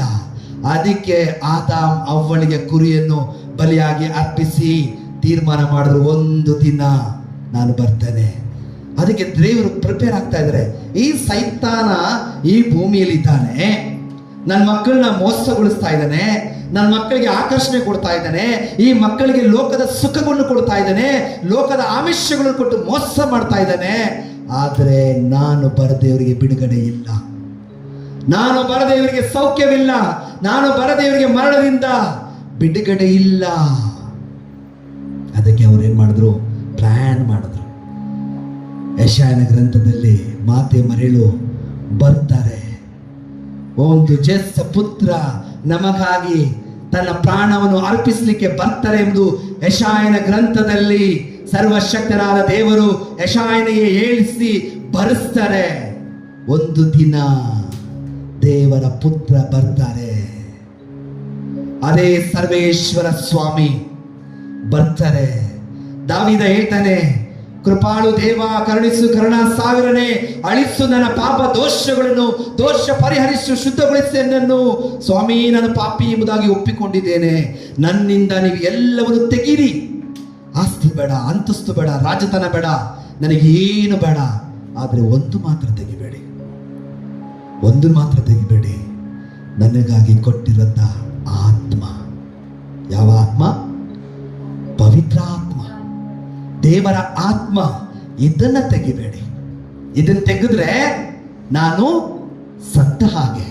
ನನ್ನಿಂದ ಎಲ್ಲ ತೆಗೀರಿ, ಎಲ್ಲ ತೆಗೀರಿ. ನನ್ನ ಮಕ್ಕಳು ತಪ್ಪು ಮಾಡಿದ್ರು, ನಾನು ತಪ್ಪು ಮಾಡಿದೆ, ನಾನು ವ್ಯಭಿಚಾರ ಮಾಡಿದೆ ಅಂತೇಳಿ ನನ್ನ ಮಕ್ಕಳು ವ್ಯಭಿಚಾರ ಮಾಡಿದ್ರು, ಸ್ವಂತ ತಂಗಿಯನ್ನು ಕೂಡ ಬಿಡ್ಲಿಲ್ಲ, ರಕ್ತ ಸಂಬಂಧಿಕರಲ್ಲೇ ಪಾಪ ಮಾಡಿದ್ರು. ನನ್ನ ಪಾಪದ ನಿಮಿತ್ತ ದೇವರೇ ಎಲ್ಲ ತಕ್ಕೊಬಿಡು, ನನಗೆ ನಿಮ್ಮ ಆತ್ಮ ಮಾತ್ರ ತೆಗಿಬೇಡಿ.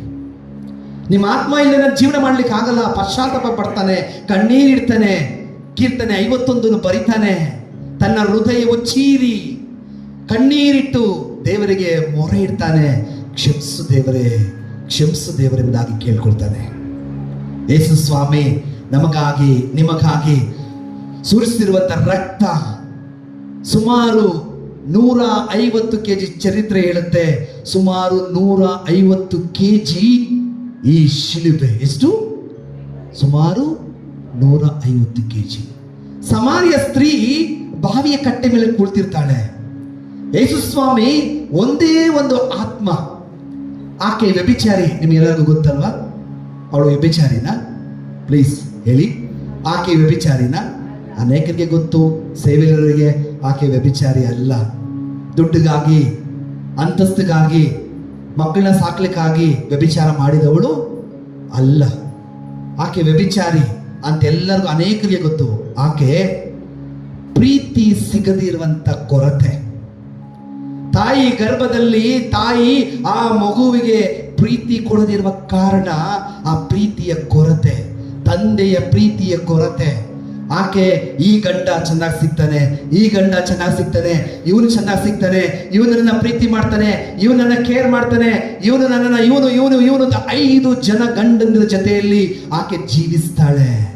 ಯೇಸು ಸ್ವಾಮಿ ಸಮಾರ್ಯದ ಆ ಬಾಗಿಲಲ್ಲಿ ಬರುವಾಗ ಆ ಬಾವಿ ಕಟ್ಟೆ ಮೇಲೆ ಕುಳಿತಿರ್ತಾರೆ ಯೇಸು ಸ್ವಾಮಿ. ಸುಮಾರು ಮಧ್ಯಾಹ್ನ, ಸಖತ್ತು ಬಿಸಿಲು, ಮರಳುಗಾಡು ಬಿಸಿಲು.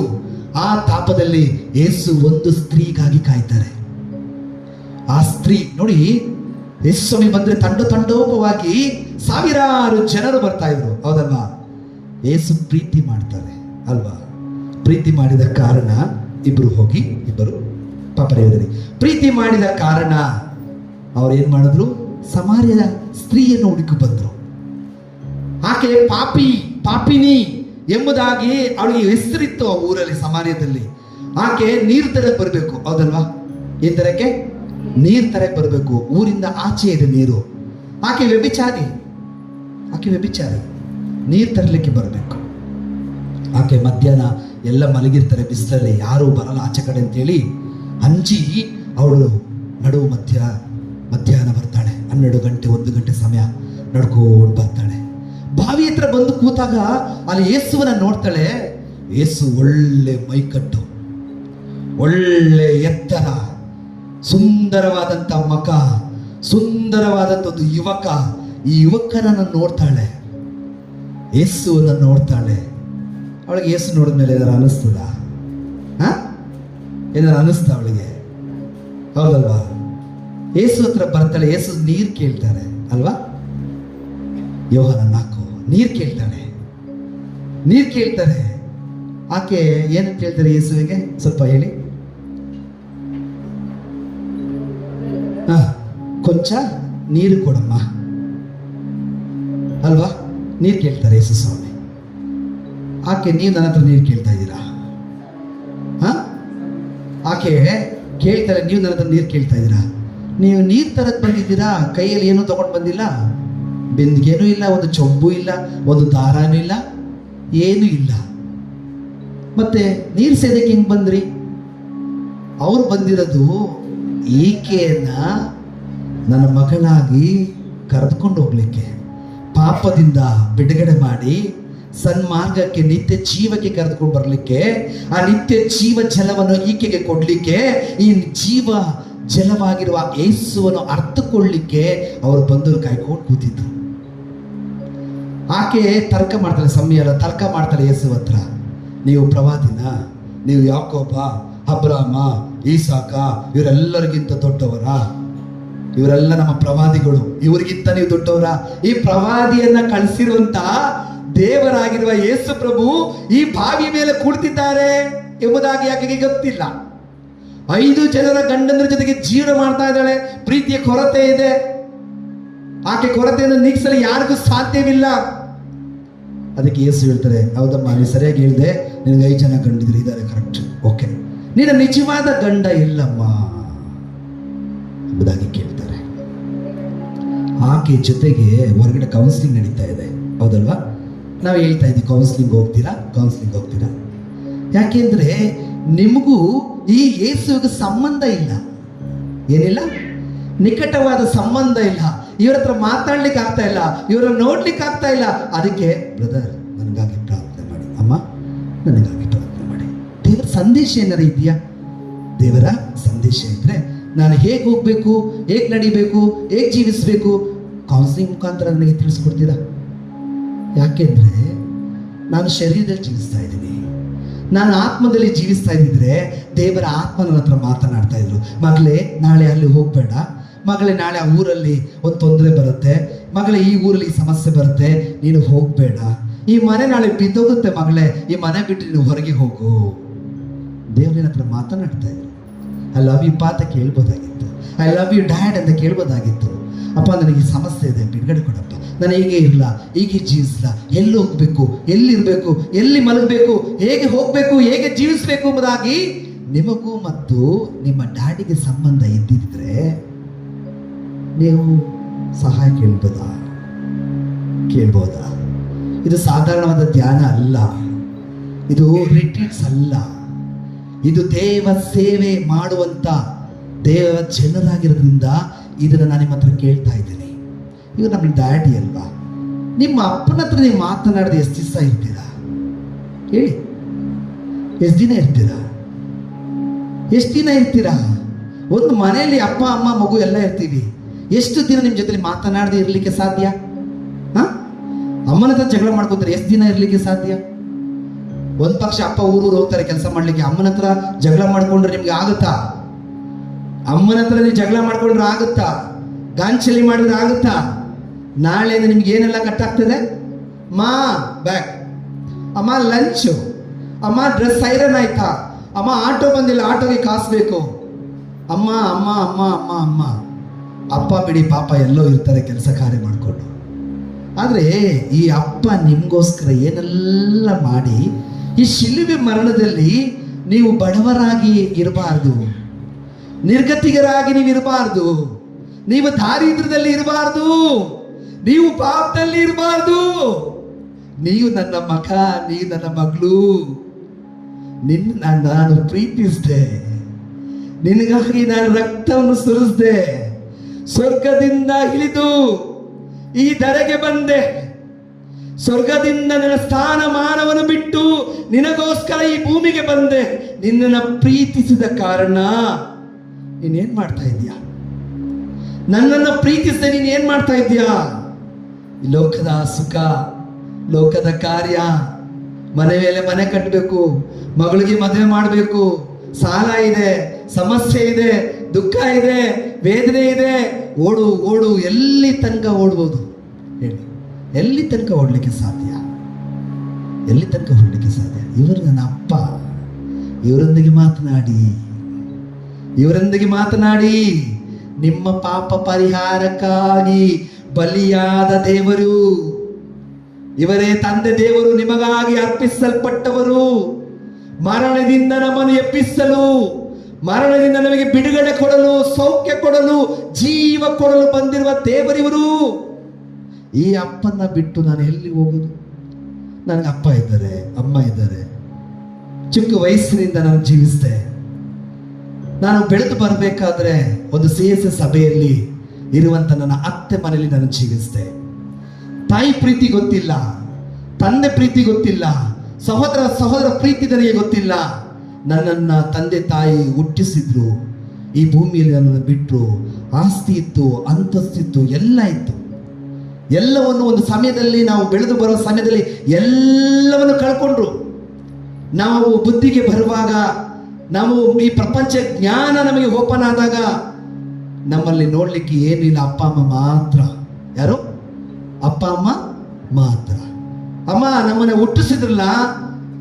ಹುಟ್ಟಿಸಿದ್ರಲ್ಲ, ನಮಗೆ ಮನೆಯಲ್ಲಿ, ಆಸ್ತಿಯಲ್ಲಿ, ಅಂತಸ್ತಿಲ್ಲಿ ಎಂಬುದಾಗಿ ಕೇಳಲಿಲ್ಲ. ಆದ್ರೆ ನನ್ನ ಸಹೋದರ, ನನ್ನ ಅಣ್ಣ ಇದ್ದಾರೆ, ಅವನು ಕೊರಗಿದ. ಈಗೆಲ್ಲ ನಮ್ಮನ್ನು ಯಾಕೆ ಹುಟ್ಟಿಸಿದ್ರಿ? ನಾವು ನಿಮ್ಗೆ ಏನಾದ್ರು ಹೇಳಿದ್ವಾ? ನಮ್ಮನ್ನು ಹುಟ್ಟಿಸಿದ ನಾವು ಹೇಳಿದ್ವಾ? ನಮ್ಮನ್ನು ಏಕೆ ನೀವು ಹುಟ್ಟಿಸಿದ್ರಿ? ಮನೆ ಸರಿ ಇಲ್ಲ, ಜೀವನ ಇಲ್ಲ, ಪ್ರೀತಿ ಮಾಡಲಿಕ್ಕೆ ಏನೂ ಇಲ್ಲ. ಯಾಕೆ ಈ ಭೂಮಿಗೆ ನಮ್ಮನ್ನ ಕಳಿಸಿದ್ರಿ? ಯಾಕೆ ನೀವು ನಮ್ಮನ್ನು ಹುಟ್ಟಿಸಿದ್ರಿ ಎಂಬುದಾಗಿ ಅಣ್ಣ ಕೇಳಿದ್ದು ನನಗೆ ಚೆನ್ನಾಗಿ ಗೊತ್ತು. ಅಣ್ಣ ಕಣ್ಣೀರಿಟ್ಟಿದ್ದು ತುಂಬಾ ಚೆನ್ನಾಗಿ ಗೊತ್ತು. ಆತನು ವ್ಯಭಿಚಾರ, ಮೋಸ, ದರೋಡೆ, ರೌಡಿಸಂ ಎಲ್ಲವನ್ನು ಮಾಡ್ದ. ಈ ಲೋಕದಲ್ಲಿ ಏನೆಲ್ಲ ಸುಖ ಇದೆ ಇದೆಲ್ಲವನ್ನು ಕಂಡುಕೊಂಡ. ಇದೆಲ್ಲದ ಹಿಂದೆ ಆತನು ಹೋದ. ಪಾಪಕ್ಕೆ ಆತನು ಗುಲಾಮನಾದ. ಏತಕ್ಕಾಗಿ? ತಂದೆ ತಾಯಿ ಪ್ರೀತಿ ಸಿಗದ ಕಾರಣ. ಇವರು ಹೇಳ್ತಾ ಇದ್ದಾರೆ, ನಿಮಗೋಸ್ಕರ ನಾನು ಪ್ರಾಣವನ್ನು ಕೊಟ್ಟಿದ್ದೀನಿ, ನಿಮಗೋಸ್ಕರ ಸ್ವರ್ಗದಿಂದ ನನ್ನ ಸ್ಥಾನ ಮಾನ ಎಲ್ಲವನ್ನು ಬಿಟ್ಟು ನಿಮಗೋಸ್ಕರ ನಾನು ಬಂದಿದ್ದೀನಿ. ಅವನಿಗೆ ಕೇಳ್ದ. 25 ವರ್ಷಗಳ ಕಾಲ, 2005 ರಕ್ತಕ್ಕಕ್ಕಿ ಮರಣ ಹೊಂದ. ಮದುವೆ ಆಗಲಿಲ್ಲ, ಏನೂ ಇಲ್ಲ, ದೇವರನ್ನ ಕಂಡುಕೊಳ್ಳಲಿಲ್ಲ, ದೇವರನ್ನ ನಂಬಿಲ್ಲ. ಇವರು ನನ್ನ ರಕ್ಷಕ, ಇವರು ನನ್ನ ಪ್ರಭು, ಇವರು ನನ್ನನ್ನು ಉದ್ಧಾರ ಮಾಡಲಿಕ್ಕಾಗಿ ಬಂದಿದ್ದಾರೆ, ಶಿಲುಬೆ ಮರಣದಲ್ಲಿ ಎಲ್ಲವನ್ನು ಪಡೆದು ನನಗೆ ಕೊಟ್ಟಿದ್ದಾರೆ ಎಂಬ ವಿಶ್ವಾಸ ಇಲ್ಲದೆ ಲೋಕದ ಸುಖ ಭೋಗದಲ್ಲಿ ಬಿದ್ದು ತನ್ನ ಮರಣವನ್ನು ಅಪ್ಪಿದ. ನಾನು ಒಂದಿನ ನನ್ನ ತಾಯಿ ತಂದೆಗೆ ನನಗೆ ಕೇಳಲೇ ಇಲ್ಲ. ನನಗೆ ಒಂದನ್ನು ಮಾತ್ರ ಕೊಟ್ಟರು, ವಿಶ್ವಾಸ. ನನ್ನ ಅತ್ತೆ ಮನೆಯಲ್ಲಿ ಪ್ರತಿದಿನ ಪ್ರಾರ್ಥನೆ, ಪ್ರತಿದಿನ ದೇವರ ವಾಕ್ಯ, ಭಾನುವಾರ ಆದರೆ ಸಬ್ಬತ್ ದಿನ ಬಲಿಪೂಜೆ, ದೇವರ ವಾಕ್ಯ, ಸಂಡೇ ಕ್ಲಾಸ್, ಕ್ಯಾಟಿಸಮ್, ಇದೆಲ್ಲವನ್ನು ಸಣ್ಣದರಿಂದ ಕೊಟ್ಟರು. ದೇವರು ಯಾರು ಎಂಬುದಾಗಿ ತೋರಿಸಿದ್ರು, ದೇವರ ಪ್ರೀತಿ ಏನೆಂಬುದಾಗಿ ತೋರಿಸಿಕೊಟ್ರು. ಇವರನ್ನ ಇಟ್ಕೊಂಡೆ, ಇವರನ್ನ ಹಿಂಬಾಲಿಸಿದೆ. ತಂದೆ ಇರಲಿ, ತಾಯಿ ಇರಲಿ, ಬಂಧು ಇರಲಿ, ಬಳಗವಿರಲಿ, ಯಾರೇ ಇರಲಿ, ಇವರೊಬ್ಬರು ನಮ್ಮ ಜೊತೆಲಿದ್ರೆ ಸಾಕು ಸಾಕು. ಯೋಚನೆ ಮಾಡಿ, ನನ್ನ ಅಣ್ಣನ್ನ ಕಳ್ಕೊಂಡೆ, ನನಗೆ ದುಃಖ, ನನಗೆ ಸಪೋರ್ಟ್ ಮಾಡ್ಲಿಕ್ಕೆ ಯಾರೂ ಇಲ್ಲ, ನನಗೆ ದುಃಖ ಆದರೆ ಹೇಳ್ಕೊಳ್ಲಿಕ್ಕೆ ಯಾರಿಲ್ಲ. 3 ಜನ ತಂಗಿದ್ರು, ನನಗೊಂದು ತಮ್ಮ ಇದ್ದಾನೆ, ಅವನು ತುಂಬ ಚಿಕ್ಕವನು, ಅವನ ಜೊತೆ ಮಾತಾಡೋಕ್ಕೆ ಎಲ್ಲಿ ಗೊತ್ತಾನೆ. ಅಣ್ಣ ಪ್ರೇಯರ್ಗೆ ಹೋಗ್ತಾರೆ, ಸೇವೆ ಮಾಡ್ತಾರೆ, ಅಷ್ಟು ಕ್ಲೋಸ್ ಆಗಿ ಬರಲ್ಲ, ಭಯ ಪಟ್ಕೊಂಡು ದೂರ ಬರ್ತಾ ಇದ್ದೀನಿ, ತಲೆ ಬಗ್ಸಿ ನಿಂತ್ಕೊಂಡ್ಬಿಡ್ತಾನೆ, ಎದ್ರುಕೊಂಡು ಮಾತಾಡೋದೇ ಇಲ್ಲ. ನನ್ನ ಅಣ್ಣ ಇದರ ಒಂದು ಜವಾಬ್ದಾರಿಯಾಗಿ ಏನೋ ತಮ್ಮ ಅಂತ ಒಂದು ಇದರಾಗಿ ಮಾತಾಡ್ತಾ ಇದ್ದ, ಅವನ ಹತ್ರ ಹೇಳ್ಕೋಬೋದಾಗಿತ್ತು. ಅಣ್ಣ ಇಲ್ಲ, ಎಲ್ಲ ಕಳ್ಕೊಂಡೆ. ನಾನು ಯೇಸುವನ್ನ 2007 ಕಂಡುಕೊಂಡೆ. ಡಿವೈನ್ನಲ್ಲಿ ಯೇಸುವನ್ನ ನೋಡಿದೆ. ಇವರೇ ನನ್ನ ಅಪ್ಪ, ಇವರೇ ನನ್ನ ತಂದೆ, ಇವ್ರನ್ನ ಬಿಟ್ಟರೆ ಈ ಪ್ರಪಂಚದಲ್ಲಿ ನನಗೆ ಯಾರೂ ಇಲ್ಲ, ಇವರಿದ್ರೆ ನನಗೆ ಸಾಕು, ಇವರಿದ್ರೆ ನನಗೆ ಸಾಕು ಎಂಬುದಾಗಿ ಇವರನ್ನ ನನ್ನ ಸ್ವಂತ ರಕ್ಷಕನಾಗಿ ನಾನು ಸ್ವೀಕಾರ ಮಾಡಿದೆ. ಪಾಪ ನಿವೇದನೆಗೆ ಹೋದೆ. ಪಾಪ ನಿವೇದನೆಯಲ್ಲಿ ಒಂದು ದೊಡ್ಡ ಪಟ್ಟಿ, ಎಷ್ಟು ದೊಡ್ಡ ಪಟ್ಟಿ ಇಟ್ಕೊಳ್ಳಿ, ನನ್ನ ಹೆಸರನ್ನು ಇಟ್ಕೊಳ್ಳಿ. ಒಂದು ದೊಡ್ಡ ಪಟ್ಟಿ, ಎಷ್ಟು ದೊಡ್ಡ ಪಟ್ಟಿ ಅಂತ ಹೇಳಿದ್ರೆ, ಮನುಷ್ಯ ಮಾಡುವಂತ ಪಾಪ. 1 ಪೇಜ A4 ಸೈಜ್, ಇದು ಪಾಪ, ಇದೊಂದು ಪಾಪ, ಇದು ಪಾಪ, ಇದು ಪಾಪ. ಎಲ್ಲೂ ಬಿಟ್ಟಿಲ್ಲ, ಈ ಪೇಜು ಎಲ್ಲೂ ವೇಸ್ಟ್ ಆಗಿ ಬಿಟ್ಟಿಲ್ಲ. ಇದ್ರ ಹಿಂದೆ ಮುಂದೆ ಎಲ್ಲವೂ ಪಾಪದ ಕುರಿತು ಬರೆಯಲ್ಪಟ್ಟಿದೆ. ದೇವರಿಗೂ ನನಗೂ ಸಂಬಂಧಕ್ಕೆ ತಡೆ ಆಗಿರುವಂತ ದೇವರ ವಾಕ್ಯ ಇದರಲ್ಲಿ ಇದೆ. ಹೇಗೆಲ್ಲ ನಾನು ಪಾಪ ಮಾಡುತ್ತೇನೆ, ಗುಲಾಮನಾಗ್ತೇನೆ, ದೇವರನ್ನು ಬಿಟ್ಟು ನಾನು ಹೋಗ್ತೇನೆ ಎಂಬುದಾಗಿ ಪಾಪ ನಿವೇದನೆಗೆ ಮಾಡಲಿಕ್ಕಿರುವಂತ ಸಿದ್ಧತೆಗಾಗಿರುವಂತ ಈ ಒಂದು ಪೇಜ್, ಇದನ್ನ ತೆಗೆದುಕೊಂಡೆ. ಸಮಯ ಸಿಕ್ಕಿದಾಗಲ್ಲ ಯಾರ ಹತ್ರನೂ ಮಾತಾಡ್ತಾ ಇರಲಿಲ್ಲ. ಹೋಗಿ ಇದು ಕೊಟ್ಟಿದ್ದ ಕೂಡಲೇ ಒಂದು ಸಂತೋಷದಿಂದ ತಗೊಂಡೋಗಿ ಚೆಂದಾಗಿ ಓದಿ ಇದೆಲ್ಲವನ್ನು ಅರ್ಥ ಮಾಡ್ಕೊಂಡು ಇದನ್ನೆಲ್ಲ ಗ್ರಹಿಕೆಗೆ ತಗೊಂಡು ಹೋಗಿದೆ ಫಾದರ್ ಹತ್ರ. ಫಾದರ್ ಜೋಸಫ್ ಫಾದರ್ ಅಂತ ಕಾಣಿಸಿದೆ. ಹೋಗಿ ಅವ್ರ ಕಾಲ ಹತ್ರ ಬಿದ್ದೆ. ಸ್ವಾಮಿ ಎದೆ ಬಡಿದುಕೊಂಡು ನಾನು ಹೇಳಿದೆ, ಪಾಪಿ ನಾನು. ವಯಸ್ಸು ಚಿಕ್ಕದು ನನಗೆ, 21 ವರ್ಷ 22 ವರ್ಷ ಇರ್ಬೋದು. ಕುಡಿಬೋದಾಗಿತ್ತು, ಮಸ್ತ್ ಮಾಡಬಹುದಾಗಿತ್ತು, ಚೆಂದಾಗಿ ದುಡಿತಿದ್ದೆ, ಲೋಕದಲ್ಲಿ ಇರ್ಬೋದಾಗಿತ್ತು. ಆದರೆ ಈ ಅಪ್ಪ ನನ್ನ ಬಿಡ್ಲಿಲ್ಲ. ಈ ಲೋಕದ ಶರೀರದಲ್ಲಿ ಜೀವನ ಮಾಡಲಿಕ್ಕೆ ನನ್ನ ಬಿಡ್ಲಿಲ್ಲ. ಎಳ್ಕೊಂಡು ಬಂದ್ರು, ಕಟ್ಟಾಕಿ ನನ್ನನ್ನ. ಮದುವೆ ಆಗಿದೆ ವಸ್ತು, ನನ್ನ ಹೆಂಡತಿ, ಡಿವೈನ್ಗೆ ಹೋಗೋಣ, ನೀನ್ ಬೇಕಾದ್ರೆ ಹೋಗ್ಬಾ, ನನಗೆ ಬಿಸ್ನೆಸ್ ಇದೆ. ನಾನು ಇಡೀ ಕರ್ನಾಟಕ ಸುತ್ತಿದವನು, ಇಡೀ ಕರ್ನಾಟಕದಲ್ಲಿ ಬಿಸ್ನೆಸ್ ಮಾಡಿದವನು, ನನಗೆ ಬರಲಿಕ್ಕೆ ಟೈಮ್ ಇಲ್ಲ, ಪ್ಲೀಸ್ ಹೆಂಡತಿ ನೀನು ಬೇಕಾದ್ರೆ ಹೋಗ್ಬಾ. ಅವಳು ಹೇಳಿದ್ದು, ಮರ್ಯಾದೆಯಾಗಿ ನಾನು ಲವ್ ಮಾಡಿ ನಿನ್ನ ಮದುವೆ ಆಗಿದ್ದೀನಿ, ನನ್ನ ತಂದೆ ತಾಯಿ ಎಲ್ಲರನ್ನು ಬಿಟ್ಟು ಬಂದಿದ್ದೀನಿ, ನಿನಗೆ ಯೇಸು ಯಾರು ಎಂಬುದಾಗಿ ತೋರಿಸ್ಕೊಡ್ತೀನಿ. ನೀನು ಇದುವರೆಗೆ ನೋಡಿದ ಯೇಸು ಬೇರೆ, ಯೇಸು 2 ತರ ಇದ್ದಾರೆ. ನಿಮ್ಮ ತಾಕತ್ತು ಎಷ್ಟಿದೆ ಅಷ್ಟನ್ನ ನೀವು ಯೇಸುವನ್ನ ನೋಡ್ಬೋದು. ನಿಮ್ಮ ತಾಕತ್ತು ಮೀರಿ ಒಂದು ಯೇಸುವನ್ನ ನೋಡ್ಬೋದು. ನೀವು ಹೇಳ್ಬೋದು, ನನ್ನ ಯೇಸುವಿಗೆ ಕೊಡಿ, ನನ್ನ ಯೇಸುವಿಗೆ ಇದರಿಂದ ಮಾತ್ರ ಸಾಧ್ಯ ಆದರೆ ಅಷ್ಟೇ. ನಿಮ್ಮ ತಾಕತ್ತು ಅರ್ಥ ಮಾಡ್ಕೊಂಡ್ರೆ ಅಷ್ಟೇ. ಆದ್ರೆ ಎಲ್ಲವೂ ಸಾಧ್ಯ ಎಂಬುದಾಗಿ ನೀವು ಅರ್ಥಕೊಂಡ್ರೆ, ಇದೆಲ್ಲವೂ ಸಾಧ್ಯ ಅಂತ ನೀವು ಅರ್ಥಕೊಂಡ್ರೆ ಸಾಧ್ಯ, ಹೌದಲ್ವಾ? ನನ್ನ ಹೆಂಡತಿ ಹೇಳಿದ್ರು, ಹೋಗೋಣ ಬನ್ನಿ ಅಂತ. ಮಗಳೇ ನಿಂತ್ಕೋ, ಇವಳು ನನ್ನ ಮಗಳು, ಇವಳು ಹಾಲು ಕುಡಿಯೋ ಮಗಳು. ಯಾರು? ಕೂತ್ಕೊಮ್ಮ. ಹಾಲು ಕುಡಿತಾ ಇದ್ಲಿ ಇವಳು. ಡಿವೈನ್ಗೆ ಹೋಗ್ಬೇಕಾರೆ ಕೇರಳಕ್ಕೆ ಹತ್ತನ ಅಂತ ಹತ್ತೀನಿ. ಕೇರಳ ಬಸ್ ಹತ್ತಿದ್ರೆ ಸಾಕು, ಡಿವೈನ್ಗೆ ಹೋದ್ರೆ ಸಾಕು. ಎಲ್ಲಿಂದ ಗೊತ್ತಿಲ್ಲ ಡಿವೈನ್ಡು, ಯಾವ ಊರಲ್ಲಿ, ತ್ರಿಶೂರಿಂದ ಹೋದ್ರೆ ಸಿಗುತ್ತೆ ಅಂದ್ರು. ಹತ್ತದೇ ಕೇರಳ ಬಸ್ಸು, ಸೀಟ್ ಇಲ್ಲ. ಅವಳು ಹೆಂಗೂ ಅಡ್ಜಸ್ಟ್ ಮಾಡಿ ನಾನೇನು ಮಾಡಿದೆ, ಒಂದು ಸೀಟ್ ಇಸ್ಕೊಟ್ಟೆ. ಮಗು ಈ ಥರ ಕೈಯಲ್ಲಿ ಯಾರೋ ಕೇರಳದವ್ರು ಕರುಣೆ ತೋರಿದ್ರು, ದಯೆ ತೋರಿದ್ರು, ಒಂದು ಸೀಟ್ ಕೊಟ್ಟರು. ನಾನು ಮೆಟ್ಲಲ್ಲಿ ಕೂತ್ಕೊಂಡಿದ್ದೆ. ಹೋಯ್ತಾ ಮೇಲೆ ಸೀಟ್ ಸಿಕ್ತು. ಇಳಿದೆ ತ್ರಿಶೂರಲ್ಲಿ. 3 ಗಂಟೆ ರಾತ್ರಿ ನೋಡ್ತೀವಿ, ಮಲಯಾಳಂ ಭಾಷೆ ಬರಲ್ಲ, ತಮಿಳು, ಸ್ವಲ್ಪ ಹಿಂದಿ, ಕನ್ನಡ ಬಿಟ್ಟರೆ ಬೇರೆ ಭಾಷೆ ಗೊತ್ತಿಲ್ಲ. ಒದ್ದಾಡ್ತಾ ಇದ್ದೀನಿ, ಮಗು ಬೇರೆ ಇದೆ ಕೈಯಲ್ಲಿ, ಮಧ್ಯರಾತ್ರಿ ಕತ್ಲೆ, ಓಡಾಡ್ತಾ ಇದ್ದೀನಿ, ಮಿಲಿ ಮಿಲಿ ಮಿಲಿನ ಬೆಕ್ಕು ಥರ ಓಡಾಡ್ತಾ ಇದ್ದೀನಿ.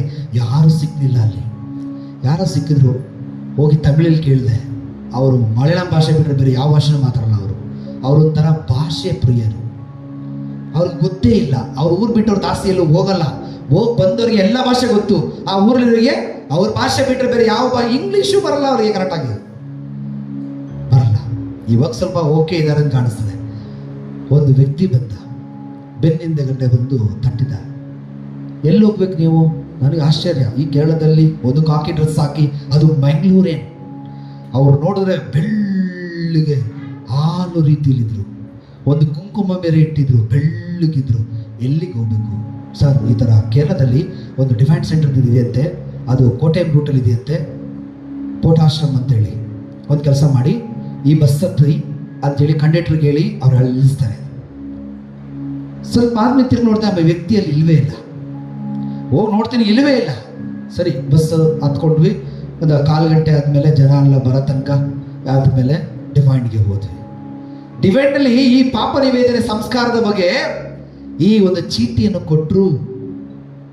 ಈ ಚೀಟಿಯನ್ನು ಕೊಟ್ಟರು, ಎಲ್ಲ ಪಾಪಗಳನ್ನ ಅರಿಕೆ ಮಾಡಿದೆ. ಮೊಣಗಾಲ ಹಾಕಿ ದೇವರ ಹತ್ರ ಚಾಪಲ್, ತುಂಬ ಚಾಪಲ್ ಇದೆ, ಹೋಗಿ ಅರಿಕೆ ಮಾಡಿದೆ, ಕ್ಷಮೆ ಕೇಳಿದೆ, ಕ್ಷಮೆ ಕೇಳಿದೆ, ಕ್ಷಮೆ ಕೇಳಿದೆ. ಬಂದು ಗುರುಗಳ ಪಾದದಲ್ಲಿ ಕುಳಿತು ಕಣ್ಣೀರಿಂದ ಮನ ಮರುಗಿ ನನ್ನ ಪಾಪದ ನಿವೇದನೆ ಮಾಡಿದೆ, ಪಶ್ಚಾತ್ತಾಪ ಪಟ್ಟೆ, ದೇವರಲ್ಲಿ ಕೇಳ್ಕೊಂಡೆ, ಇನ್ನು ಮುಂದೆ ನಾನು ಪಾಪ ಮಾಡಲ್ಲ ಸ್ವಾಮಿ, ಈ ಲೋಕ ನನಗೆ ಬೇಡ ಸ್ವಾಮಿ, ನಿಮ್ಮ ಪ್ರೀತಿ ಹೊಂದಿದ್ರೆ ನನಗೆ ಸಾಕು. ಪ್ರಿಯರೇ, ಪಾಪ ನಿವೇದನೆ ಮುಗೀತು, ಮುಗಿಸ್ಕೊಂಡು ಸಂಸ್ಕಾರ ಮುಗೀತು, ದಿವ್ಯ ಬಲಿ ಪೂಜೆ ಇತ್ತು. ಬಲಿ ಪೂಜೆಯಲ್ಲಿ ಅರ್ಪಿಸದೆ ಆ ಬಲಿಯನ್ನು ಅರ್ಪಿಸುವ ಸಮಯದಲ್ಲಿ ಯೇಸುವೆ ಮತ್ತೊಮ್ಮೆ ನಾನೆಲ್ಲ ಪಾಪ ನಿಮಗೆ ಕೊಡ್ತಾ ಇದ್ದೀನಿ. ನಿಮ್ಮಲ್ಲಿರುವ ಆನಂದ, ನಿಮ್ಮಲ್ಲಿರುವಂಥ ಆಶೀರ್ವಾದ, ನೀವು ಈ ಶಿಲುಬೆ ಮರಣದಲ್ಲಿ ಕ್ಷಮಿಸಿ ಪ್ರೀತಿಸಿ ನನಗಾಗಿ ಸ್ವರ್ಗದಿಂದ ತಂದುಕೊಟ್ಟಂತ ಆಶೀರ್ವಾದ ನನಗೆ ಕೊಡಿ, ನನ್ನದೆಲ್ಲವನ್ನು ನೀವು ತೆಗೆದುಕೊಳ್ಳಿ.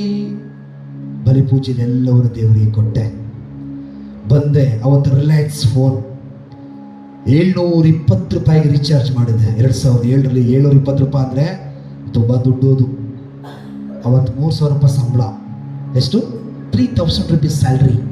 ಅವತ್ತು 720 ರೂಪಾಯಿ ಮೊಬೈಲ್ ಬಿಲ್ಲು ಅಂತ ಹೇಳಿದ್ರೆ ಅದು ತುಂಬ ಕಾಸ್ಟ್ಲಿ. ರಿಲಯನ್ಸ್ ಫೋನ್ ತುಂಬ ಕಾಸ್ಟ್ಲಿ. ಆವಾಗ ಬಂದ ವಸ್ತುರಲ್ಲಿ 2000 ಏನೋ ಬಂತು, 2 or 3 ಅಲ್ಲ, ತುಂಬ ಕಾಸ್ಟ್ಲಿ.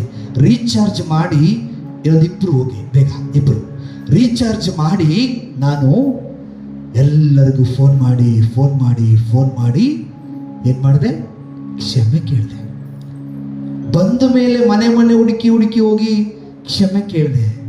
ಪ್ರಿಯರೇ, ಪಾಪ ನಿವೇದನೆ ಮಾಡಿ ಆ ಸಂಸ್ಕಾರವನ್ನು ಸ್ವೀಕರಿಸಿ ನಾನು ಕ್ಷಮೆ ಕೇಳಿದಾಗ ದೇವರ ದಯೆ ನನ್ನ ಮೇಲೆ, ದೇವರ ಕರುಣೆ ನನ್ನ ಮೇಲೆ, ದೇವರ ಅಪಾರ ಪ್ರೀತಿ ನನ್ನ ಮೇಲೆ ಸುರಿತು. ಅಂದು ಪ್ರಾರಂಭಿಸಿದ್ದು ಯೇಸುವಿಗಾಗಿ ಓಡ್ಲಿಕ್ಕಾಗಿ, ಅಂದು ಪ್ರಾರಂಭಿಸಿದ್ದು ಯೇಸುವನ್ನು ಪ್ರೀತಿಸಲಿಕ್ಕಾಗಿ. ಈ ಪ್ರಪಂಚದಲ್ಲಿ ಇವರನ್ನು ಬಿಟ್ಟರೆ ಪ್ರೀತಿ ಮಾಡಲಿಕ್ಕೆ ಬೇರೆ ಏನೂ ಇಲ್ಲ. ಇವರೊಬ್ಬರೇ. ನೀವು ಒಂದ್ಸತಿ ಪ್ರೀತಿ ಮಾಡಿ ನೋಡಿ. ನೀವು ತಾಕತ್ತಿದ್ರೆ ಇವರೊಂದ್ಸತಿ ಪ್ರೀತಿ ಮಾಡಿ. ನಿಮ್ಮ ತಾಕತ್ತೆಲ್ಲ ಉಪಯೋಗಿಸಿ ಇವ್ರನ್ನ ಒಂದು ಸಾರಿ ನೀವು ಪ್ರೀತಿ ಮಾಡಿ ನೋಡಿ. ಆಗ ಗೊತ್ತಾಗುತ್ತೆ ಇವ್ರ ಪ್ರೀತಿ ಏನು ಅನ್ನೋದಾಗಿ. ನಾನು ಎಲ್ಲವನ್ನು ಬಿಟ್ಟು ಯೇಸುವನ್ನು ಗಟ್ಟಿಯಾಗಿ ಹಿಡ್ಕೊಂಡೆ. ಇವಳು ಹುಟ್ಟಿದ ಮೇಲೆ ಇನ್ನೊಂದು ಮಗ ಹುಟ್ಟಿದ. ಡಿವೈನಲ್ಲಿ ಕೇಳ್ಕೊಂಡೆ, ದೇವರೇ, ಈ ಹುಟ್ಟುವ ಮಗು ನಿಮಗಾಗಿ ನಾನು ಕೊಡ್ತೇನೆ, ನಿಮ್ಮ ಸ್ವರ್ಗ ಸಾಮ್ರಾಜ್ಯಕ್ಕಾಗಿ ದುಡಿಲಿಕ್ಕಾಗಿ ಕೊಡ್ತೇನೆ ಎಂಬುದಾಗಿ ತಾಯಿ ಗರ್ಭದಲ್ಲಿದ್ದಾಗ ಆತನನ್ನು ಮುತ್ತು ಮಾಡಿ ಯೇಸುವಿನ ಪ್ರೀತಿಯಲ್ಲಿ ಆತನನ್ನು ತುಂಬಿಸಿದ್ವಿ. ದಿವ್ಯ ಬಲಿ ಪೂಜೆಯ ಆರಾಧನೆ, ದೇವರ ವಾಕ್ಯಗಳು ಎಲ್ಲವನ್ನು ತಾಯಿ ಗರ್ಭದಲ್ಲಿ ಹುಟ್ಟಿ ಬಂದ ಮೇಲೆ ಕ್ಷಮೆ ಬಗ್ಗೆ, ಪ್ರೀತಿ ಬಗ್ಗೆ, ಕರುಣೆ ಬಗ್ಗೆ ನಾವು ಬೋಧಿಸುವುದಲ್ಲ. ತಾಯಿ ಗರ್ಭದಲ್ಲಿ ಇರುವಾಗಲೇ ಈ ಪಾಪ ಅಂದ್ರೆ ಏನು ಎಂಬುದಾಗಿ ನನಗೆ ಅರಿವಾಗಬೇಕು, ಹೊಟ್ಟೆ ಒಳಗೆ ಬೆಳೆಯುವಂಥ ಮಗುವಿಗೂ ಅರಿವಾಗಬೇಕು. ಆ ಮಗುವಿಗೆ ಗರ್ಭದಲ್ಲೇ ಇದು ಪಾಪ ಎಂಬುದಾಗಿ ಬೀಜ ಬಿತ್ತಿದ್ರೆ ಅದು ಪಾಪ ಮಾಡಲ್ಲ.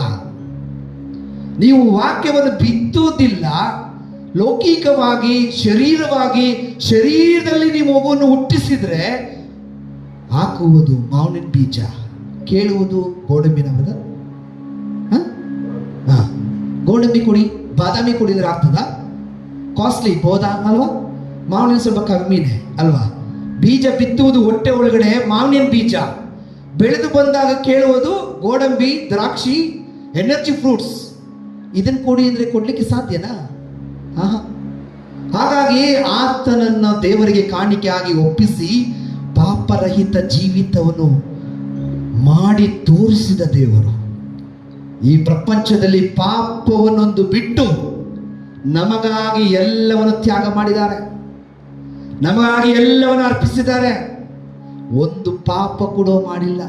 ಪಾಪರಹಿತ ಜೀವಿತವನ್ನು ಜೀವಿಸಿ ನಮಗಾಗಿ ತೋರಿಸಿರುವಂತ ಏಕೈಕ ರಕ್ಷಕರಿವರು. ಎಷ್ಟೋ ಪ್ರವಾದಿಗಳು ಬಂದ್ರು, ವ್ಯಭಿಚಾರದಲ್ಲಿ ಬಿದ್ದು ಹೋದ್ರು, ಆಸ್ತಿ ಅಂತಸ್ತಿಗೆ ಬಿದ್ದು ಹೋದ್ರು, ಅಧಿಕಾರಿಗಳಿಗೆ ಬಿದ್ದು ಹೋದ್ರು, ಮೋಜು ಮಸ್ತಿಗಳಿಗೆ ಬಿದ್ದು ಹೋದ್ರು. ಇವರಾದರೂ ಇನ್ನೊಂದಿಬ್ಬರು ಹೋಗಿ ಬೇಗ, ಇವರಾದರೂ ನಮಗಾಗಿ ತನ್ನ ಪ್ರಾಣವನ್ನು ಅರ್ಪಿಸಿ ಪಾಪ ಇಲ್ಲದ ಜೀವನವನ್ನು ಜೀವಿಸಿದ ದೇವರು. ನಿಮಗೂ ನನಗೂ ಜೀವಿಸಲಿಕ್ಕೆ ಸಾಧ್ಯ ಇದೆ. ಪಾಪ ಮಾಡದೆ ನಾವು ಜೀವಿಸಬಹುದು. ಒಂದು ವೇಳೆ ಪಾಪ ಮಾಡಿದರೆ ಯಾಜಕರಿದ್ದಾರೆ, ಪಶ್ಚಾತ್ತಾಪ ಪಟ್ಟು ಪಾಪಕ್ಕೆ ನೀವು ಅಭಿಮುಖರಾಗಿ ಕ್ಷಮೆ ಕೇಳಿ ದೇವರನ್ನು ಪ್ರೀತಿಸಿ ದೇವರ ದಯೆ ಕರುಣೆಯನ್ನು ಪಡೆದುಕೊಳ್ಳಿ. ಇವತ್ತು ನಾಳೆ 2 ದಿನ ನಾವು ಯೇಸುವಿಗೆ ನಿಕಟವಾದ ಪ್ರೀತಿ ಒಳಗಡೆ ಹೋಗ್ತೀವಿ. ದೇವರ ವಾಕ್ಯವನ್ನು ಬೋಧಿಸಲಿಕ್ಕೆ ಬಂದಿರುವಂಥ ಪ್ರವಾದಿಗಳಿದ್ದಾರೆ. ಇಲ್ಲಿ ಬೆಂಕಿಯ ಅಗ್ನಿಯ ಅಭಿಷೇಕವಾಗಿ ವಾಕ್ಯಗಳು ನಿಮ್ಮ ಹೃದಯದಲ್ಲಿ ಬಿತ್ತಲಿಕ್ಕಾಗಿ ಬಂದಿದ್ದಾರೆ. ಅವರ ಸರ್ವಸ್ವ ಜೀವನ, ಕುಟುಂಬ ಸಕಲವನ್ನು ಬಿಟ್ಟು ನಿಮಗಾಗಿ ದೇವರ ವಾಕ್ಯ, ಜೀವವುಳ್ಳ ವಾಕ್ಯ, ಜೀವ ನೀಡುವ ವಾಕ್ಯವನ್ನು ನಿಮ್ಮ ಹೃದಯದಲ್ಲಿ ಬಿತ್ತಲಿಕ್ಕಾಗಿ ಅವರು ಶ್ರಮ ಪಟ್ಟು ಎಲ್ಲ ತ್ಯಾಗ ಮಾಡಿ ಇಲ್ಲಿ 1 ಗಂಟೆಗಳ ಕಾಲ ನಿಮಗಾಗಿ ಈ ಯೇಸುವಿನ ಕರುಣೆಯನ್ನು, ದೇವರ ಪ್ರೀತಿಯನ್ನು, ಕ್ಷಮೆಯನ್ನು ಹಾಗೂ ದೇವರ ಸಂಬಂಧವನ್ನು ನಿಕಟಪಡಿಸಲಿಕ್ಕಾಗಿ ಬಂದಿದ್ದಾರೆ. ಈ ತನ್ನ ಮನವು ಎಲ್ಲವೂ ಯೇಸುವಿಗೆ ಬಿಟ್ಟು ಕೊಡಬೇಕು. ನಾವು ಸ್ವಲ್ಪ ದಿನ ಇರ್ತೀವಿ, ಪ್ಲೀಸ್ ಅರ್ಥ ಮಾಡ್ಕೊಳ್ಳಿ. ಲಾಂಗ್ ಟೈಮ್ ಇರಲಿಕ್ಕೆ ಸಾಧ್ಯ ಇಲ್ಲ. ನಾನು ಹೇಳಿದಾಗೆ ಸತ್ತು ಹೋದ್ರು, 2 ಅಡಿ ನೀರಿತ್ತು, ತಗೊಂಡೋಗಿ ಆ ಬಾಡಿನ ಇಟ್ಟರು, ಮಣ್ಣು ಇಳಿದ್ರು, ಮುಗಿದಾಯ್ತು. ಲೈಫ್ ಇಷ್ಟೇ. ನನ್ನ ಅಮ್ಮ ತೀರೋಗ್ಬಿಟ್ರೆ ನಾಳೆ ನನ್ನ ಸ್ವಂತದರು, ಮಗನೇ ಬಾಡಿ ಯಾವಾಗ ಬರುತ್ತೆ ಮಗನೇ? ಅಮ್ಮ ನಿಮ್ಮ ಅಮ್ಮ ಯಾವಾಗ ಬರ್ತಂತ ಎಲ್ಲ ಕೇಳ್ತಾರಾ? ಕೆಲವರು ಶವ ಆಟೋಮೆಟಿಕ್ಲಿ ಅವ್ರು ಹೇಳ್ತಾರೆ, ಶವ ಯಾವಾಗ ಬರುತ್ತೆ, ಬಾಡಿ ಯಾವಾಗ ಬರುತ್ತೆ, ಯಾವಾಗ ದಫನ್ ಮಾಡೋಣ, ಯಾವಾಗ ಪೆಟ್ಟಿಗೆಯಲ್ಲಿ ಹಾಕಿ ಮುಚ್ಚೋಣ. ವಾಸನೆ ಬರ್ತಾ ಇದೆ. ನಿಮಗಾಗಿ ನನಗಾಗಿ 18 ಗಂಟೆಗಳ ಕಾಲ. ಎಷ್ಟು? 18 ಗಂಟೆಗಳ ಕಾಲ ಚಿತ್ರ ಹಿಂಸೆಯನ್ನು ಪಡೆದ ದೇವರು. ಇಲ್ಲಿರುವ ಬಟ್ಟೆ ಇದೆಯಲ್ಲ, ಈ ಬಟ್ಟೆನೂ ಯೇಸುವಿಗೆ ಇರಲಿಲ್ಲ. ಇಲ್ಲಿದೆಲ್ಲ ಬಟ್ಟೆ, ಈ ಬಟ್ಟೆನೂ ಅವ್ರಿಗೆ ಇರಲಿಲ್ಲ. ಇರ್ಲಿ ಅಂತ ಹೇಳಿ ತಾಯಿ ಧರ್ಮ ಸವೇರಿ ಬಟ್ಟೆಯನ್ನು ಕೊಟ್ಟಿದ್ದಾರೆ. ಬೆತ್ತಲೆಯ ಹಾಗಿದ್ದ ದೇವರು, ನಿಮ್ಗಾಗಿ ನನಗಾಗಿ ಜೀವ ಕೊಟ್ಟ ದೇವರು, ಬೆತ್ತಲಾಗಿಯ ಶಿಲುಬೆಯಲ್ಲಿ ನನ್ನೆಲ್ಲ ಪಾಪಗಳನ್ನು ಒತ್ತುಕೊಂಡ ದೇವರು, ನಿಮ್ಗಾಗಿ ನನಗಾಗಿ ಸ್ವರ್ಗದಿಂದ ಇಳಿದು ಬಂದ ದೇವರು. 80 ಸಾರಿ ತೂ ಎಂಬುದಾಗಿ ಯೇಸುವನ್ನು ಉಗಿದ್ರು, ಯೇಸುವಿನ ಮೇಲೆ ಮೂತ್ರವನ್ನು ಮಾಡಿದ್ರು. ಯೇಸುವಿನಲ್ಲಿ ನೋಡ್ಲಿಕ್ಕೆ ಆಕಾರವು ಏನೂ ಇರಲಿಲ್ಲ. ಇವರು ದೇವರು ಎಂಬುದಾಗಿ ಒಪ್ಪಿಕೊಳ್ಳಲಿಕ್ಕೆ ಇರಲಿಲ್ಲ. ಯಾಕೆಂದ್ರೆ ನಾವು ಮಾಡಿದ ಪಾಪ ಅಷ್ಟೊಂದು. ನಾವು ಮಾಡಿದ ಪಾಪ ಶರೀರದ ಎಷ್ಟು ಸುಖ ಇದೆ, ಎಷ್ಟು ತಾಕತ್ತಿದೆ, ಎಷ್ಟು ಸೌಂದರ್ಯ ಇದೆ, ಎಷ್ಟು ಹಣ ಇದೆ, ಎಲ್ಲ ಉಪಯೋಗಿಸಿ ನಾವು ಪಾಪ ಮಾಡ್ತೀವಿ. ಒಂದು ತುಂಡು ಬಟ್ಟೆ ಇಲ್ಲದೆ ನನಗಾಗಿ ಜೀವ ಕೊಟ್ಟಿರೋ ದೇವರು. ತಾಯಿ ಮರೆಳು ಸ್ವಂತ ಮಗನ ಆ ಶರೀರವನ್ನು ನೋಡಿ ಒಂದು ಮಾತುಗಳನ್ನು ಮಾತಾಡಲಿಲ್ಲ. ನೀವು ಸ್ತ್ರೀಯರು ಸ್ಟ್ರಾಂಗ್ ಅಂತ ನಾನು ಹೇಳಿದೆ, ಇಲ್ಲ ಅಂತನೂ ಹೇಳಿದ್ವಿ. ಆದರೆ ಮಾತೆ ಮರೆಯಲು ತುಂಬ ಸ್ಟ್ರಾಂಗ್ ರೀ. ಆಕೆ ತುಂಬ ಸ್ಟ್ರಾಂಗ್. ಆಕೆ ಪರದೂಷಣೆ ಮಾತನಾಡಲಿಲ್ಲ. ನನ್ನ ಮಗನನ್ನು ಕೊಲ್ತಾ ಇದ್ದಾರೆ, ಶಿಲುಬೆಗೆ ಏರಿಸ್ತಾ ಇದ್ದಾರೆ, ಇದು ನನ್ನ ಮಗ ಸರ್ವಶಕ್ತನಾದ ದೇವರಿಗೂ ಮಾತೆಗೂ ಆಗಿದ ಒಡಂಬಡಿಕೆ. ಸರ್ವಶಕ್ತನಾದ ದೇವರಿಗೂ ಮಾತೆಗಾದ ಒಡಂಬಡಿಕೆ. ತಾಯಿ ಮಾತೆ ಈ ಯೇಸುವನ್ನು ಈ ಧರೆಗೆ ಆ ಗರ್ಭ ಧರಿಸಿ ನಮಗಾಗಿ ಮರಣ ಹೊಂದಲು ಕೊಟ್ಟಿರುವಂತ ಈ ಯೇಸುವಿಗಾಗಿ ಆ ತಾಯಿ ಕಣ್ಣೀರಿಟ್ಟು ಶಿಲುಬೆ ಬುಡದಲ್ಲಿ ಕಣ್ಣೀರಿಟ್ಟು ಆ ತಾಯಿ ಪ್ರಾರ್ಥಿಸ್ತಾ ಇದ್ದು, ನನ್ನ ಕರ್ತವ್ಯ, ನನ್ನ ಜವಾಬ್ದಾರಿ, ಒಬಿಡೆಂಟ್. ಆಕೆ ತುಂಬಾ ಸ್ಟ್ರಾಂಗ್ ರೀ. ಮಾತೆ ಬರೆಯೋದು ತುಂಬಾ ಸ್ಟ್ರಾಂಗ್. ಯೇಸುವನ್ನ ಬಲಿದಾನ ಮಾಡಲಿಕ್ಕಾಗಿ ಒಪ್ಪಿಸಿಕೊಟ್ಟ ತಾಯಿ. ಅಬ್ರಹಾಮನನ್ನು ನೋಡಿ ಸರ್ವೇಶ್ವರ ಸ್ವಾಮಿ ಹೇಳ್ತಾರೆ, ನೀನು ಬಹಳ ಪ್ರೀತಿ ಮಾಡ್ತಾ ಇದ್ದೀನಿ ನಿನ್ನ ಮಗನನ್ನ, ನಾನು ನಿನಗೆ ವಾಗ್ದಾನ ಮಾಡಿದ್ದೀನಿ, ಇಡೀ ಪ್ರಪಂಚದಲ್ಲಿ ನಿನ್ನ ಸಂತತಿ ಇರುತ್ತೆ ಅಂತ. ಈ ವಾಗ್ದಾನ ಮಾಡಿದ ದೇವರು ಇವತ್ತು ಸುಳ್ಳು ಹೇಳೋದಿಲ್ಲ. ವಾಗ್ದಾನ ಮಾಡಿದ್ರು. ಅಬ್ರಹಾಮನಿಗೆ ಒಂದು ಗಂಡು ಮಗುವನ್ನು ಕೊಟ್ಟರು. ಅಬ್ರಹಾಮನು ಏನು ಮುದ್ದು ಮಾಡಿದ್ದು ದೇವರನ್ನೇ ಮರೆತುಬಿಟ್ಟ. ದೇವರ ಜೊತೆ ಜಾಸ್ತಿ ಮಾತನಾಡ್ತಿದ್ದ, ದೇವರ ಮುಖಾಮುಖಿ ನೋಡ್ತಾ ಇದ್ದ, ದೇವರ ಆತ್ಮದಲ್ಲಿ ದೇವರೊಂದಿಗೆ ಮಾತನಾಡ್ತಾ ಇದ್ದ. ಯಾವಾಗ ಮಗು ಬಂತು, ಆತನು ಶರೀರಕ್ಕೆ ಬರ್ತಾ ಇದ್ದಾನೆ. ಯಾವುದಕ್ಕೆ? ಶರೀರದಲ್ಲಿ ಜೀವಿಸ್ತಾ ಇದ್ದಾನೆ. ಯಾವಾಗ್ಲೂ ಮಗು ಜೊತೆಲಿ ಮುದ್ದು. ಆ ಮಗುವಿಂದಲೇ ಯಾವಾಗ್ಲೂ ದೇವರ ಪ್ರೀತಿಯಿಂದ ಶರೀರಕ್ಕೆ ಸ್ವಲ್ಪ ಸ್ವಲ್ಪ ಸ್ವಲ್ಪ ಬರ್ತಾ ಇದ್ದಾನೆ. ಸರ್ವೇಶ್ವರ ಸ್ವಾಮಿ ಹೇಳ್ತಾರೆ, ನಿನ್ನ ಮಗುವನ್ನು ನನಗೆ ಬಲಿಯಾಗಿ ಅರ್ಪಿಸ್ಬಿಡು, ನನಗೆ ಬಲಿಯಾಗಿ ಅರ್ಪಿಸ್ಬಿಡು. ಅವನು ಏನ್ ಮಾಡ್ದ? ಸ್ವಂತ ಹೆಂಡತಿಗೆ ಹೇಳದ್ನ? ಹೇಳಲಿಲ್ಲ. ಯಾಕೆಂದ್ರೆ ಬಲಹೀನತೆ. ಆದ್ರೆ ಮಾತೆ ಹಂಗಲ್ಲ. ಮಾತೆ ಬಲಹೀನರಾಗಿದ್ರೆ ಯೇಸುವನ್ನು ಶಿಲುಬೆಗೆ ಏರಿಸಲಿಕ್ಕೆ ಬಿಡ್ತಾ ಇರಲಿಲ್ಲ, ಯೇಸುವನ್ನು ದಾರಿ ಎರೆಯಲಿಕ್ಕೆ ಬಿಡ್ತಾ ಇರಲಿಲ್ಲ, ಯೇಸುವನ್ನು ಎಸ್ಕೇಪ್ ಮಾಡ್ಬಿಡ್ತಾ ಇದ್ರು. ಆದ್ರೆ ಸರ್ವೇಶ್ವರ ಸ್ವಾಮಿಯೊಂದಿಗೆ ಆಕೆ ಒಡಂಬಡಿಕೆ ಮಾಡಿದ್ದು. ಆಕೆ ಶರೀರದಲ್ಲಿ ಜೀವಿಸ್ತಿರ್ಲಿಲ್ಲ, ಆತ್ಮದಲ್ಲಿ ಜೀವಿಸ್ತಾ ಇದ್ರು. ಯಾರೆಲ್ಲ ಆತ್ಮದಲ್ಲಿ ನಾವು ಜೀವಿಸ್ತೀವಿ, ಸೋತು ಹೋಗ್ಲಿಕ್ಕೆ ಸಾಧ್ಯವಿಲ್ಲ. ಯಾರೆಲ್ಲ ಶರೀರದಲ್ಲಿ ಜೀವಿಸ್ತೀವಿ, ನಾವು ಸೋತು ಹೋಗ್ತೀವಿ. ಅಬ್ರಹಾಮ ಹೋಗ್ತಾನೆ ಬೆಟ್ಟದ ಮೇಲೆ ಬಲಿ ಅರ್ಪಿಸ್ಲಿಕ್ಕಾಗಿ. ವಿಶ್ವಾಸ, ಅಬ್ರಾಹ್ಮನ ವಿಶ್ವಾಸ. ದೇವರಿಗೆ ಗೊತ್ತು ಅಬ್ರಾಹ್ಮ ಯಾರು, ಅಬ್ರಾಹ್ಮನ ಎಷ್ಟು ಪ್ರೀತಿ ಮಾಡಿದ್ರು. ಅಬ್ರಾಹ್ಮ ಅಬ್ರಾಹ್ಮ ಅಬ್ರಾಹ್ಮ ಎಂದು ಕರೀತಾ ಇದ್ರು. ಅವರಿಬ್ಬರಿಗೂ ಅಷ್ಟು ಸಂಬಂಧ ಇತ್ತು. ಈ ಮಗುವಿನ ಮುಖಾಂತರ ಅಬ್ರಾಹ್ಮನಿಗೂ ಸರ್ವಶಕ್ತನಾದ ದೇವರಿಗೂ ಸಂಬಂಧ ಕಳೆದು ಹೋಗ್ತಾ ಇತ್ತು. ಅದಕ್ಕೆ ಹೊಟ್ಟೆ ಕಿಚ್ಚು ಬಂತು ದೇವರಿಗೆ. ಅಬ್ರಾಹ್ಮ್, ದಿನ ನೀ ನನ್ನ ಜೊತೆ ಇರ್ತಾ ಇದೆ, ಅಪ್ಪ ಅಂತ ನನ್ನೊಂದಿಗೆ ಮಾತನಾಡ್ತಾ ಇದೆ, ನಾನು ಬರೋದು ನಿನ್ಗೆ ಗೊತ್ತಾಗ್ತಾ ಇತ್ತು, ನನ್ನನ್ನು ನೋಡ್ತಾ ಇದೆ, ನನ್ನೊಂದಿಗಿದ್ದೆ.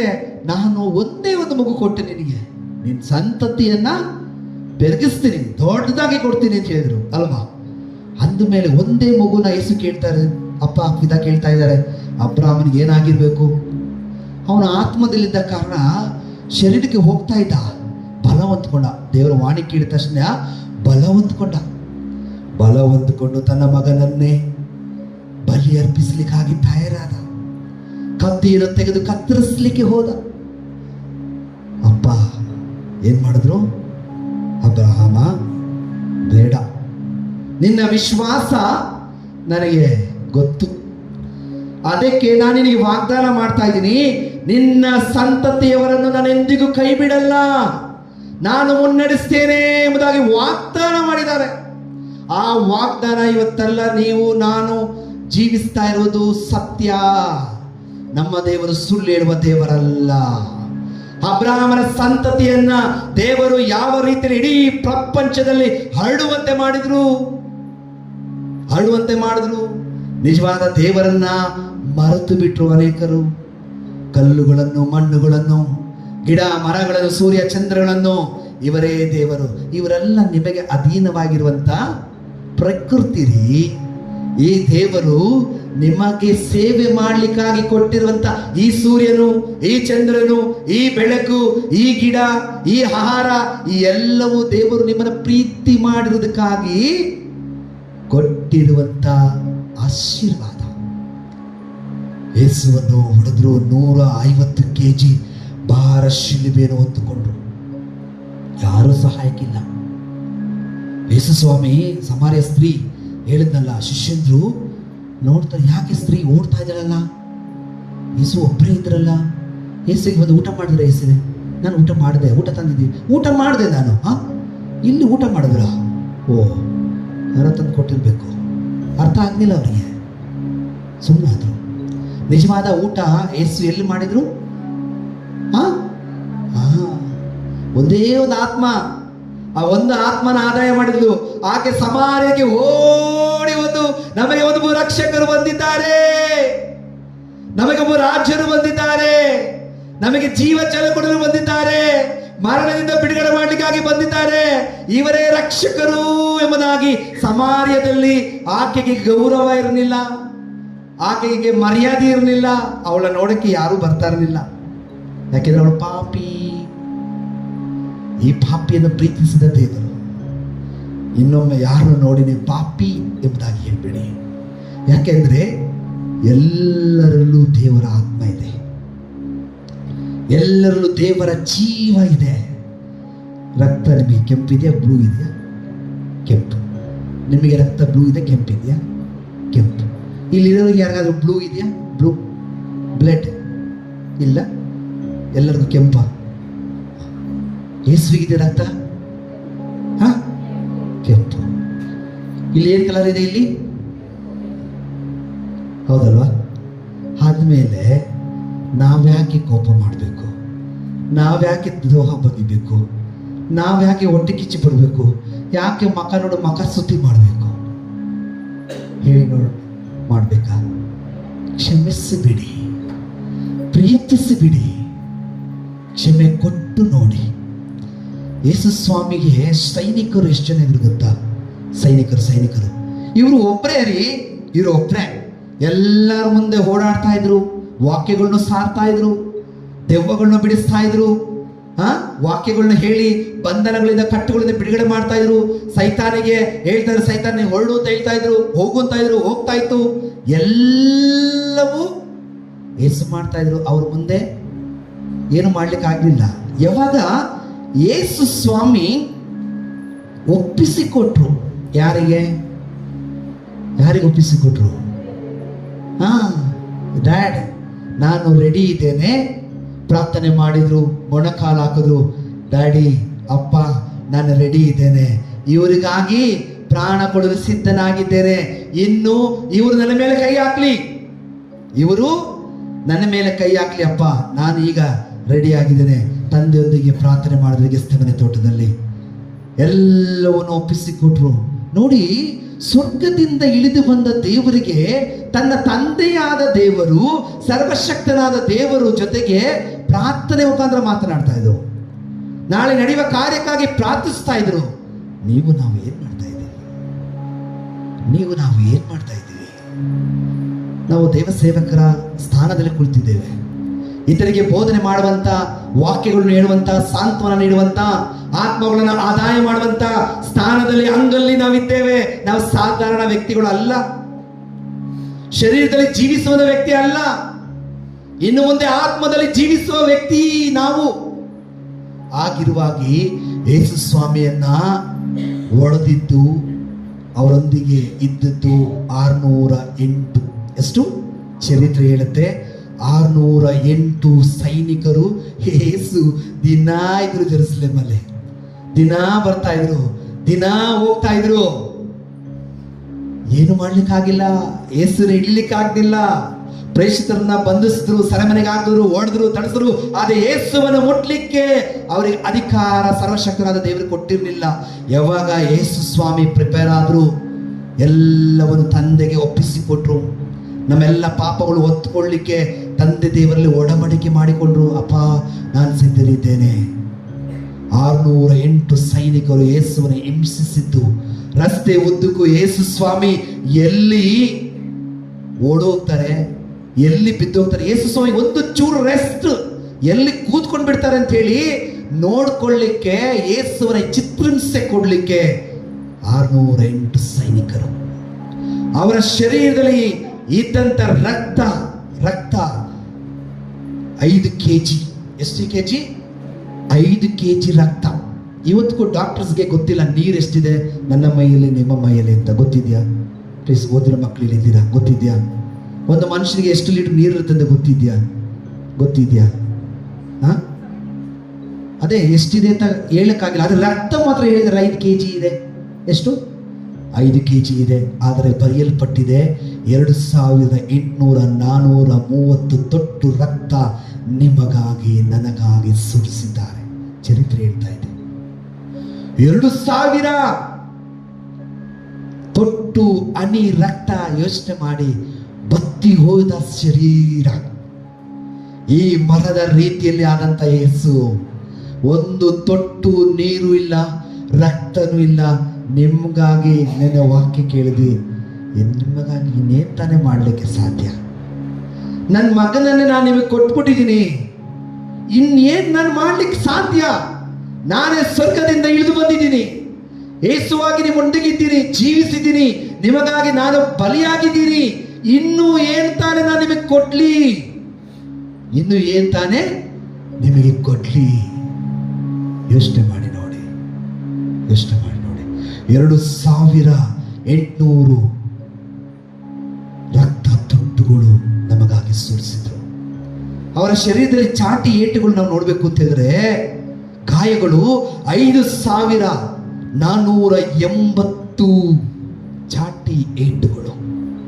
ಇವ್ರ ಶರೀರದಲ್ಲಿ ನೋಡ್ಲಿಕ್ಕೆ ಒಂದು ಜಾಗದಲ್ಲೂ ಮಾಂಸ, ಸ್ಕಿನ್ ಇನ್ನೋದು ಇರಲಿಲ್ಲ. ಎಲ್ಲವೂ ಚೂರು ಚೂರು ಚೂರು ಚೂರು ಮಾಡಿ ಅವರನ್ನು ಚಿತ್ರಹಿಂಸೆ ಕೊಟ್ಟು ಕ್ರೂರವಾಗಿ ಅವರನ್ನು ಸೀಳಿ ಹಾಕಿದ್ರು ನಮಗಾಗಿ.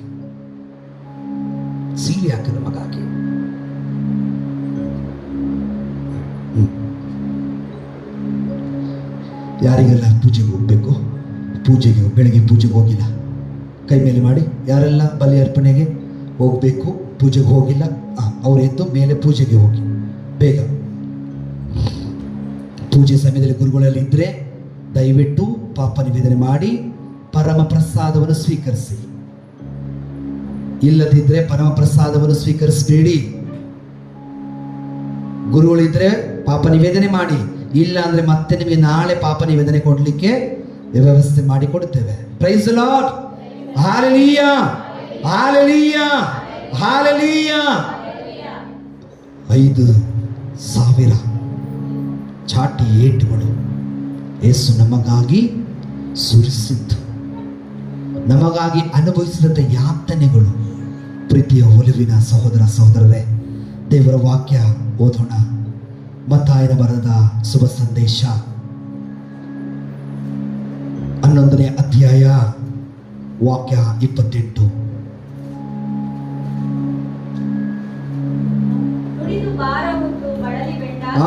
ದುಡಿದು ಭಾರ ಹೊತ್ತು ಬಳಲಿ ಬೆಂಡಾಗಿರುವ ಸರ್ವ ಜನರೇ, ಪ್ರಿಯರೇ, ಕ್ರೈಸ್ತರೆಂದ ಏನಾರು ಹೇಳಿದ್ರ ದೇವರು?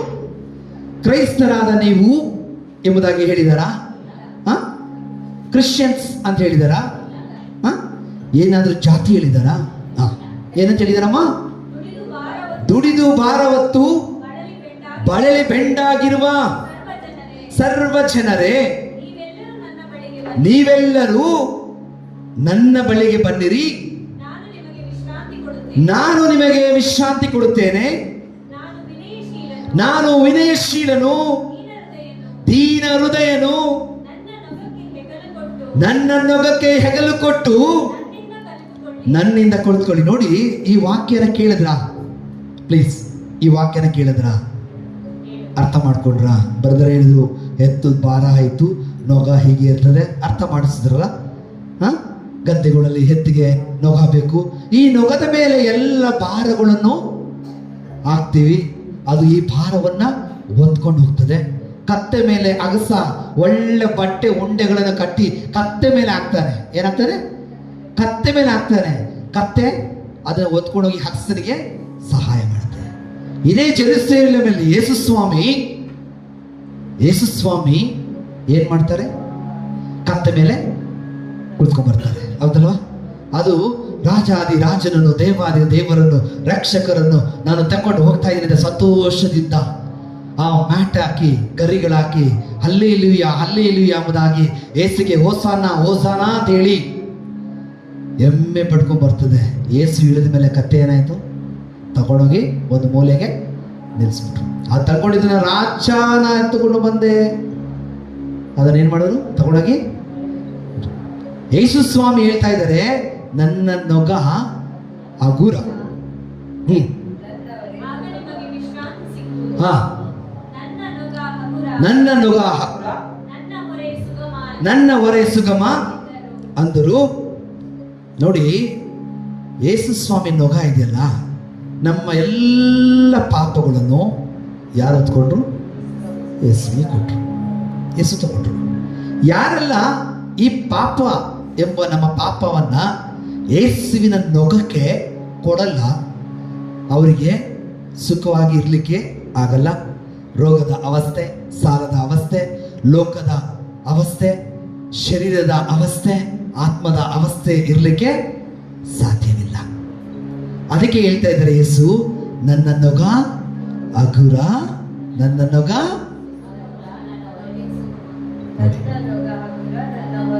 ಇದನ್ನ ನಾನು ಅರ್ಥಕೊಳ್ದೆ ನನ್ನದೆಲ್ಲ ಪಾಪವನ್ನ ಯೇಸುವಿಗೆ ಕೊಡ್ಬೇಕು, ಹೌದಲ್ವಾ?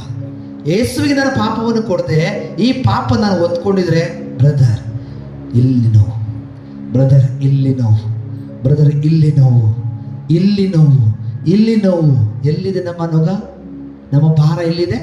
ನಮ್ಮ ಶರೀರದಲ್ಲಿ. ಯಾವಾಗ ಯೇಸುವಿಗೆ ನನ್ನದೆಲ್ಲವನ್ನು ನಾನು ಕೊಡ್ತೇನೆ, ಅವಾಗ ನಾನು ಫ್ರೀ, ಗಾಳಿಯಲ್ಲಿ ತೇಲ್ದಂಗೆ ಇರ್ತಾರೆ. ಸಂತ ಅಂತೋಣಿಯವರು ಪ್ರಬೋಧನೆ ಮಾಡುವಾಗ ಏನ್ ಮಾಡ್ತಾರೆ? ಏನಾಗುತ್ತೆ? ಅವರು ಪ್ರಬೋಧನೆ ಮಾಡ್ಬೇಕಾದ್ರೆ ಏನಾಗ್ತದೆ? ತಾನಾಗಿ ಅವರು ಮೇಲೆ ಆತ್ಮದಲ್ಲಿ ಎದ್ದು ನಿಲ್ತಾರೆ. ಎಲ್ಲಿ? ಶರೀರದಲ್ಲಿ ನಿಂತ್ಕೊಂಡಿದ್ರೆ ಇಲ್ಲೇ ನಿಂತಿರ್ತೀವಿ ಊಟ ಮಾಡ್ಕೊಂಡು. ಆತ್ಮದಲ್ಲಿ ನೀವು ಬಂದ್ರೆ, ಪಾಪ ನಿವೇದನೆ ಮಾಡಿ ಸಂಸ್ಕಾರದಲ್ಲಿ ಎಲ್ಲವನ್ನು ಒಪ್ಪಿಸಿ ಯೇಸುವನ್ನು ನೀವು ಧರಿಸಿಕೊಂಡ್ರೆ, ನೀವು ಹಗುರವಾಗಿರ್ತೀರಾ. ಏನಾಗಿರ್ತೀರಾ? ಹಗುರವಾಗಿ ತೇಲ್ತಾ ಇರ್ತೀರ. ಸಂತ ಅಂತೋಣಿಯವರು ಸಂತರ ಜೀವನವನ್ನು ಜೀವಿಸಿದ್ರು. ಯೇಸು ಸ್ವಾಮಿ ಅವರ ಮಡಿಲಲ್ಲಿ ಬರ್ತಾ ಇದ್ರು, ಅವರ ಕೈಯಲ್ಲಿ ಕೂತ್ಕೊತಾ ಇದ್ರು ಅಂದ್ರೆ ಅವರು ಪಾಪವನ್ನ ಮಾಡ್ತಾ ಇರಲಿಲ್ಲ, ಪಾಪಕ್ಕೆ ಆಸೆನೂ ಮಾಡ್ತಾ ಇರಲಿಲ್ಲ. ಅದಕ್ಕೆ ಅವರು ಆತ್ಮದಲ್ಲಿ ತೇಲ್ತಾ ಇದ್ರು. ಎಲ್ಲಿಗೆ ಹೋಗ್ಬೇಕು ಆ ಜಾಗಕ್ಕೆ ಬೋಟಲ್ಲಿ ಹೋಗ್ತಾ ಇದ್ರ, ಕಾರಲ್ಲಿ ಹೋಗ್ತಾ ಇದ್ರ, ಫ್ಲೈಟಲ್ಲಿ ಹೋಗ್ತಾ ಇದ್ರ? ಇಲ್ಲಿಂದ ಅಲ್ಲಿಗೆ ಆತ್ಮದಲ್ಲಿ ಹೋಗ್ತಾ ಇದ್ರು. ಅಲ್ಲಿ ಹೋಗಿ ದರ್ಶನ ಕೊಡ್ತಾ ಇದ್ರು. ಯಾಕೆಂದ್ರೆ ಅವರು ಜೀವಿಸಿದ್ದು ಆತ್ಮದಲ್ಲಿ. ಅವರು ಯೇಸು ಎಂಬ ವಸ್ತ್ರವನ್ನು ಧರಿಸಿಕೊಂಡಿದ್ರು. ಸಂತರೆಲ್ಲರೂ ಯೇಸುವಿನ ವಸ್ತ್ರವನ್ನು ಧರಿಸಿಕೊಂಡಿದ್ದ ಕಾರಣ ಅವರು ಆತ್ಮದಲ್ಲಿ ಜೀವಿಸಲಿಲ್ಲ, ಪಾಪದಲ್ಲಿ ಜೀವಿಸ್ತಾ ಇರಲಿಲ್ಲ. ಪ್ರತಿದಿನ ಪಾಪ ಆರೈಕೆ ಮಾಡ್ತಾ ಇದ್ರು, ಪ್ರತಿದಿನ ಕ್ಷಮೆ ಕೇಳ್ತಾ ಇದ್ರು, ಪ್ರತಿದಿನ ದೇವರೊಂದಿಗೆ ಜೀವಿಸ್ತಾ ಇದ್ರು. ಕಷ್ಟ ಏನಕ್ಕೆ ಬರುತ್ತೆ? ದುಃಖ ಏನಕ್ಕೆ ಬರುತ್ತೆ? ವೇದನೆ ಏನಕ್ಕೆ ಬರುತ್ತೆ? ದೇವರು ನಮ್ಮನ್ನು ಎಷ್ಟಾಗಿ ಪ್ರೀತಿಸ್ತಾರೆ ಅಂತ ವರ್ಣಿಸಿದ್ರು ಬ್ರದರ್ಸ್ಗಳು. ಈ ಪ್ರೀತಿಗೆ ನಾನು ಪಾತ್ರನಾಗಬೇಕು ಅಂದ್ರೆ ನನ್ನ ಪಾಪವನ್ನು ಯೇಸುವಿನ ನೊಗಕ್ಕೆ ಒಪ್ಪಿಸಬೇಕು. ಆಗ ನನ್ನ ನೊಗ ಹಗುರ, ನಾನು ಸುಖ ಶಾಂತಿಯಿಂದ ಜೀವಿಸಬೇಕು ಅಂದ್ರೆ ನಂದೆಲ್ಲ ಯೇಸುವಿಗೆ ಕೊಡಬೇಕು. ಯೇಸುವೆ, ನನ್ನಲ್ಲಿ ಕೋಪ ಇದೆ, ದ್ವೇಷ ಇದೆ, ಈ ಪಾಪ ಇದೆ, ಇದೆಲ್ಲ ನೀನು ತಗೋಪ್ಪ. ಇದನ್ನ ತಗೊಳ್ಳೋಕ್ಕೋಸ್ಕರ ತಾನೇ ಸ್ವರ್ಗದಿಂದ ಇಳಿದು ಬಂದಿದ್ದೀರಾ. ಫ್ರೀಯಾಗಿ ನಂದೆಲ್ಲ ನಿಮಗೆ ಕೊಡ್ತೀರಿ. ನಿಮ್ದಲ್ಲ ನನಗೆ ಕೊಡಿ, ನಿಮ್ದಲ್ಲ ನನಗೆ ಕೊಡಿ. ಯಾಕೆ ಪ್ರಾರ್ಥನೆ ಮಾಡಲ್ಲ? ಯಾಕೆ ಕೇಳಲ್ಲ? ಸ್ವರ್ಗದಿಂದ ಇಳಿದು ಬಂದ ಜೀವವುಳ್ಳ ರೊಟ್ಟಿ ಯೇಸುವಾಗಿದ್ದಾರೆ. ಆ ಯೇಸುವನ್ನು ನಾನು ಸ್ವೀಕರಿಸ್ತೇನೆ. ಯಾಕೆ ಬಿಡುಗಡೆ ಇಲ್ಲ? ಯಾಕೆ ಸೌಖ್ಯ ಇಲ್ಲ? ಯಾಕೆ ಸಾಲ, ಸಮಸ್ಯೆ, ಶೋಧನೆ, ವೇದನೆ, ಗೋಳು, ಕಣ್ಣೀರು, ಈ ಕಷ್ಟದಲ್ಲಿ, ಈ ದುಃಖದಲ್ಲಿ, ಈ ವೇದನೆಯಲ್ಲಿ, ಈ ನಶ್ವರ ಜೀವನದಲ್ಲಿ ಜೀವಿಸ್ಲಿಕ್ಕಾಗ ದೇವರು ನಿಮ್ಮನ್ನು ಸೃಷ್ಟಿ ಮಾಡಿದ್ದು. ಅದಕ್ಕೆ ಧರೆಯಿಂದ ಸ್ವರ್ಗದಿಂದ ಈ ಧರೆಗೆ ಇಳಿದು ಬಂದಿದ್ದು ಇಲ್ಲ. ಯಥೇಚ್ಛವಾಗಿ ನಿಮ್ಮನ್ನು ಆಶೀರ್ವದಿಸ್ಲಿಕ್ಕಾಗಿ, ನಿಮ್ಮನ್ನು ಪ್ರೀತಿಸ್ಲಿಕ್ಕಾಗಿ, ನೀವು ದೇವರ ಪ್ರೀತಿಸ್ಲಿಕ್ಕಾಗಿ ದೇವರು ನಮಗೆ ನೀಡಿರುವಂತ ಈ ಆಶೀರ್ವಾದ. ಇದನ್ನು ಬಿಟ್ಟು ಈ ಲೌಕಿಕ ಕಾರ್ಯದಲ್ಲಿ ನಾವಿದ್ರೆ, ಶರೀರದಲ್ಲಿ ನಾವು ಜೀವಿಸಿದ್ರೆ ವೇಸ್ಟ್. ನಾನು ಕೆಲವರು ಕ್ರಿಶ್ಚಿಯನ್ಸ್ ನಮ್ಮ ಸ್ನೇಹಿತರನ್ನು ನೋಡಿದ್ದೀನಿ. ಅವರು ಬದುಕೋದು ಹೇಗೆ ಗೊತ್ತಾ? ಬ್ರದರ್, ಪೂಜೆಗೆ ಟೈಮ್ ಆಯಿತು. ಹೇಗೆ ಬ್ರದರ್? ಪೂಜೆಗೆ ಟೈಮ್ ಆಯಿತು, ಬ್ರದರ್ ಜಪಸರಕ್ಕೆ ಟೈಮ್ ಆಯಿತು, ಬ್ರದರ್ ಆರಾಧನೆಗೆ ಟೈಮ್ ಆಯಿತು, ನಾನು ಹೋಗಿ ಬರ್ತೇನೆ. ಆಚಾರ ವಿಚಾರ ಕಟ್ಟಳೆಗೆ ಭಯ ಪಡ್ತವೆ, ಕರೆಕ್ಟಾ? ಆದರೆ ದೇವರಿಗೆ ಭಯ ಪಡಲ್ಲ, ದೇವರನ್ನ ಪ್ರೀತಿಸಲ್ಲ. ನಿಯಮ ರೀ, ತಾಯಿ ಧರ್ಮಸಭೆಯಲ್ಲಿ ಭಾನುವಾರ ಬಲಿಪೂಜೆಗೆ ಹೋಗ್ಬೇಕು, ಡೈಲಿ ಬಲಿಪೂಜೆಗೆ ಹೋಗ್ಬೇಕು. ಆದರೆ ಯೇಸುಗೂ ನಿಮಗೆ ಸಂಬಂಧ ಇದೆಯಾ? ಕೇಳಿದ್ದೀರಾ? ಪ್ಲೀಸ್ ಕೇಳಿದ್ದೀರಾ? ನೀವು ಡೈಲಿ ಪೂಜೆಗೆ ಹೋಗ್ತಾ ಇದ್ದೀರಾ, ಯೇಸುಗೂ ನಿಮಗೆ ಸಂಬಂಧ ಇದೆಯಾ? ಇದೆಯಾ? ಮಾತಾಡ್ತಾ ಇದ್ದೀರಾ? ಲವ್ ಮಾಡ್ತಾ ಇದ್ದೀರಾ? ಜಪಸಾರ ಮಾಡ್ತಿಲ್ಲ, ಮತ್ತೆ ಮರಿಯಮ್ಮನೊಂದಿಗೆ ಮಾತನಾಡ್ತೀರಾ? ಹೋಗ್ಲಿ ರೀ, ನೀವು ಪ್ರಾರ್ಥನೆ ಮಾಡ್ಬೇಕಾದ್ರೆ ಮಾತೆ ನಿಮ್ಮ ಪಕ್ಕದಲ್ಲಿ ಸುಗಂಧ ತೈಲ ವಾಸನೆ, ಹೂವಿನ ಸ್ಮೆಲ್, ಒಂದು ಅಭಿಷೇಕ ಉಂಟಾಗ್ತದೆ. ಪಂಚಶತಮಿ ಹಬ್ಬದಂದು ಬಂದ ಆತ್ಮ ಅಭಿಷೇಕ ನನ್ನ ಮಾತಿನ ಜೊತೆಗಿದ್ದಾರೆ, ಅದನ್ನು ಅನುಭವಿಸಿದೀವ? ಕಟ್ಟಳೆ ರೀ, ಕಟ್ಟಳೆ ಕಟ್ಟಳೆ. ಬಲಿಪೂಜೆಗೆ ಹೋಗಿ ಬಂದ್ಬಿಟ್ರೆ ನಾನು ಸೇಸ್ತಳು, ನಾನು ಕ್ರಿಶ್ಚಿಯನ್. ಆದರೆ ಯೇಸು ನನಗೆ ಸಂಬಂಧ, ಬಂಧ, ಬಾಂಧವ್ಯ ಇಲ್ಲ ಅಂದ್ರೂ ನಾನು ಚರ್ಚ್ಗೆ ಹೋಗ್ಬೇಕು, ಕರೆಕ್ಟಾ? ಪೂಜೆಗೆ ಹೋಗ್ಬೇಕು, ಪೂಜೆಗೆ ಹೋಗ್ಬೇಕು. ಪೂಜೆಗೆ ಹೋಗಿ ಯೇಸುವನ್ನು ಸ್ವೀಕರಿಸಿದವರು ನೀವು ಯೇಸುವಾಗಿದ್ದೀರಾ? ಯೇಸುವಾಗಿದ್ದೀರಾ? ಇದು ಮುಖ್ಯ. ನೀವು ಯೇಸುವಾಗಿ ನೀವು ಧರಿಸ್ಕೊಳ್ಳದೆ ಹೋದ್ರೆ, ಯೇಸುವಿನ ವಸ್ತ್ರವನ್ನು ನೀವು ಧರಿಸ್ಕೊಳ್ಳದೆ ಹೋದ್ರೆ, ನೀವು ಆತ್ಮದಲ್ಲಿ ಜೀವಿಸದೆ ಹೋದ್ರೆ, ಶರೀರದಲ್ಲಿ ಜೀವಿಸ್ತಾ ಇದ್ರೆ, ಹೇಗೆ ನಾವು ಪೂಜೆಗೆ ಹೋಗಿ ಸಂಸ್ಕಾರಗಳನ್ನು ಸ್ವೀಕಾರ ಮಾಡಿ ಪ್ರಯೋಜನ ಏನು? ಈ ಶರೀರದಲ್ಲಿ ಪಾಪದ ಮೇಲೆ ಪಾಪ, ಪಾಪದ ಮೇಲೆ ಪಾಪ, ರೋಗದ ಮೇಲೆ ರೋಗ, ಸಾಲದ ಮೇಲೆ ಸಾಲ, ದರಿದ್ರ ದರಿದ್ರ ದರಿದ್ರ ದರಿದ್ರ ದರಿದ್ರ. ಯೇಸುವನ್ನು ಸ್ವೀಕರಿಸಿ ನನಗೆ ದರಿದ್ರ ಬರ್ತಾ ಇದೆ ಅಂದ್ರೆ ಯೋಚನೆ ಮಾಡಿ ನೋಡಿ, ಯೋಚನೆ ಮಾಡಿ ನೋಡಿ, ನಾನು ಯಾವ ಸ್ಥಾನದಲ್ಲಿ ಇದ್ದೀನಿ. ಎಲ್ಲದಕ್ಕೂ ಒಂದೇ ಒಂದು ಈಸಿ ವೇ, ಸಿಂಪಲ್, ಒಂದೇ ಒಂದು ಸಿಂಪಲ್. ಅಪ್ಪನನ್ನು ಲವ್ ಮಾಡೋದು. ಏನ? ಈ ಡ್ಯಾಡಿನ ಲವ್ ಮಾಡೋದು. ಇವ್ರನ್ನ ಲವ್ ಮಾಡಿ ಲೋಕ ಬರಲ್ಲ, ಪಾಪ ಬರಲ್ಲ, ಏನು ಬರಲ್ಲ. ಇವ್ರನ್ನ ಪ್ರೀತಿ ಮಾಡಿದ್ರೆ ಈ ಪ್ರೀತಿ ಮಧ್ಯ ಬೇರ್ಪಡಿಸ್ಲಿಕ್ಕೆ ಸಾಧ್ಯ. ಸಂತ ಪೌಲರು ಏನಂತ ಹೇಳ್ತಾರೆ, ತುಂಬಾ ಚೆಂದಾಗಿ ಹೇಳ್ತಾರೆ. ಅಲ್ವಾ ಬ್ರದರ್? ಹೇ, ದೇವರ ಪ್ರೀತಿಗೂ ನನಗೂ ಇರುವ ಸಂಬಂಧದ ಬೇರ್ಪಡಿಸ್ಲಿಕ್ಕೆ ಯಾರಿಂದಲೂ ಸಾಧ್ಯ ಇಲ್ಲ. ಯಾರಿಗೂ ತಾಕತ್ತಿಲ್ಲ, ಯಾರಿಗೂ ತಾಕತ್ತಿಲ್ಲ. ಆ ಪ್ರವಾದಿ ಹೊರಡ್ತಾ ಹೇಳ್ತಾನೆ, ದೇವರ ಪ್ರೀತಿಯಿಂದ ನನ್ನನ್ನು ಬೇರ್ಪಡಿಸ್ಲಿಕ್ಕೆ ಸಾಧ್ಯ ಇಲ್ಲ, ಕಠಾರಿಗಳಿಂದಲೂ ಸಾಧ್ಯ ಇಲ್ಲ. ವರ್ಣಿಸ್ತಾರ, ವಾಕ್ಯವನ್ನು ಓದ್ತಾ ಇದ್ರೆ ಅವರು ಮೈ ರೋಮಾಂಚನ ಆಗ್ತದೆ. ಯಾರಿಂದರನ್ನ ಬೇರ್ಪಡಿಸ್ಲಿಕ್ಕೆ ಸಾಧ್ಯ ಇಲ್ಲ.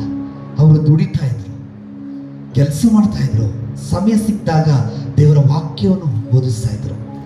ಅವ್ರು ಹೇಳ್ತಾರೆ, ದುಡಿದಿದ್ದವನು ಉಣ್ಣಲು ಬಾರದು ಎಂಬುದಾಗಿ.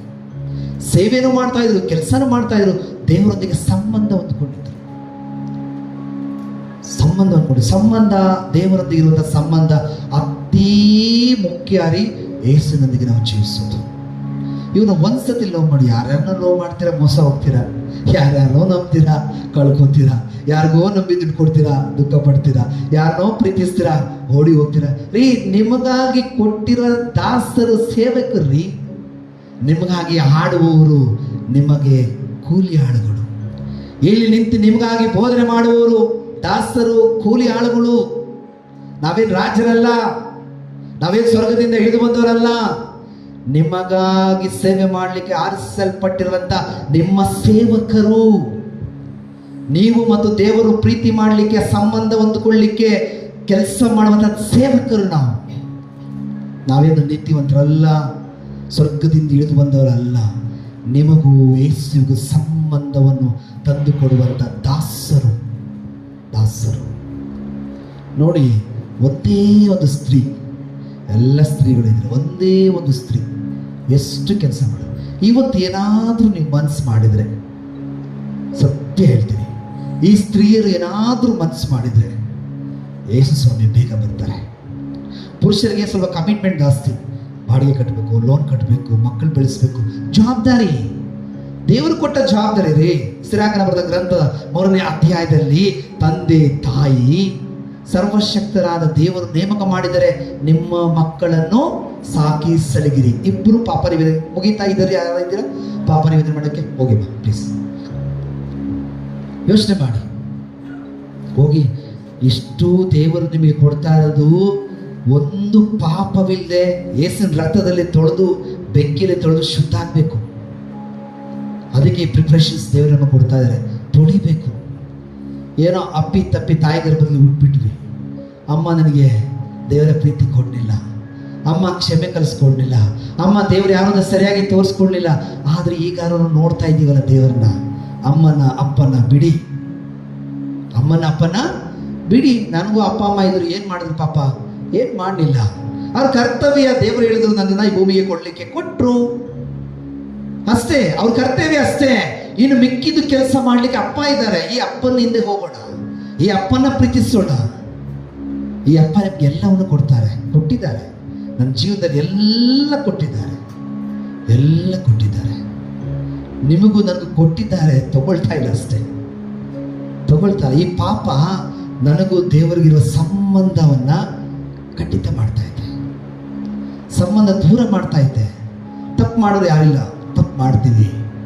ಅಂದು ಆ ರಾತ್ರಿ ಕ್ಷಮೆ ಕೇಳಬೇಕು, ಅಂದು ರಾತ್ರಿ ಪಶ್ಚಾತ್ತಾಪ ಪಡಬೇಕು. ಒಂದು ಗುರುಗಳಿದ್ದಾರೆ, ಆ ಗುರುಗಳು ಪ್ರತಿದಿನ ಮಾಡುವ ತಪ್ಪುಗಳನ್ನು, ಕೋಪವನ್ನು, ಮನಸ್ತಾಪವನ್ನು ಅವರು ಮೊಬೈಲಲ್ಲಿ ಬರೆದಿಟ್ಕೊಂಡು ರಾತ್ರಿ ಹೋಗಿ ಬರೆದಿದ್ದಂಥದ್ದೆಲ್ಲವನ್ನು ನೋಡಿ ಕ್ಷಮೆ ಯಾಚಿಸಿ, ಇದೆಲ್ಲವೂ ಬರೆದಿಟ್ಟು ಗುರುಗಳ ಬಳಿಗೆ ಹೋಗಿ ಸುಮಾರು ಅರ್ಧ ಗಂಟೆ ಕೂತು ಈ ತಿಂಗಳಿಗೊಂದ್ಸರಿ 15 ಸರಿಗೊಂದ್ಸತಿ ಈ ಪಾಪವನ್ನೆಲ್ಲ ಹೇಳ್ತಾರೆ. ದಿನ ಪಾಪವನ್ನು ಸಾಯಿಸ್ತಾ ಇದ್ರು, ಜ್ಞಾಪಕದಲ್ಲಿ ಹೋಗ್ಬಿಡುತ್ತೆ ಅಂತೇಳಿ ಬರೆದಿಡ್ತಾ ಇದ್ರು. ಹೋಗಿ ಗುರುಗಳ ಬಳಿಯಲ್ಲಿ ಒಂದು ಗುರು ಯಾಚಕರು ಹೋಗಿ ಪಾಪ ನಿವೇದನೆ ಮಾಡ್ತಾ ಇದ್ರು. ಅದು ಆತ್ಮದಲ್ಲಿ ನಾವು ಬೆಳೆಯುವಂಥದ್ದು. ನಾನು ಆತ್ಮದಲ್ಲಿಲ್ಲ, ಶರೀರದಲ್ಲಿ ಇದ್ದೀನಿ ಅಂದರೆ ಪಾಪ ನಿವೇದನೆ ಮಾಡೋದು ವೆಸ್ಟ್, ಪ್ರಶ್ನೆ ಇಲ್ಲ. ಅದೇ ಪರಿಸ್ಥಿತಿ, ಅದೇ ವೇದನೆ, ಅದೇ ರೋದನೆ, ಅದೇ ಕಷ್ಟ, ಅದೇ ಮನೆ, ಅದೇ ಊರು, ಎಲ್ಲ ಅದು ಏನು ಬದಲಾವಣೆ ಇಲ್ಲ. ಯಾಕೆ ಬದಲಾವಣೆ ಇಲ್ಲ ಅಂದರೆ ನನ್ನಲ್ಲಿ ಬದಲಾವಣೆ ಇಲ್ಲ. ಅದಕ್ಕೆ ಗುರುಗಳು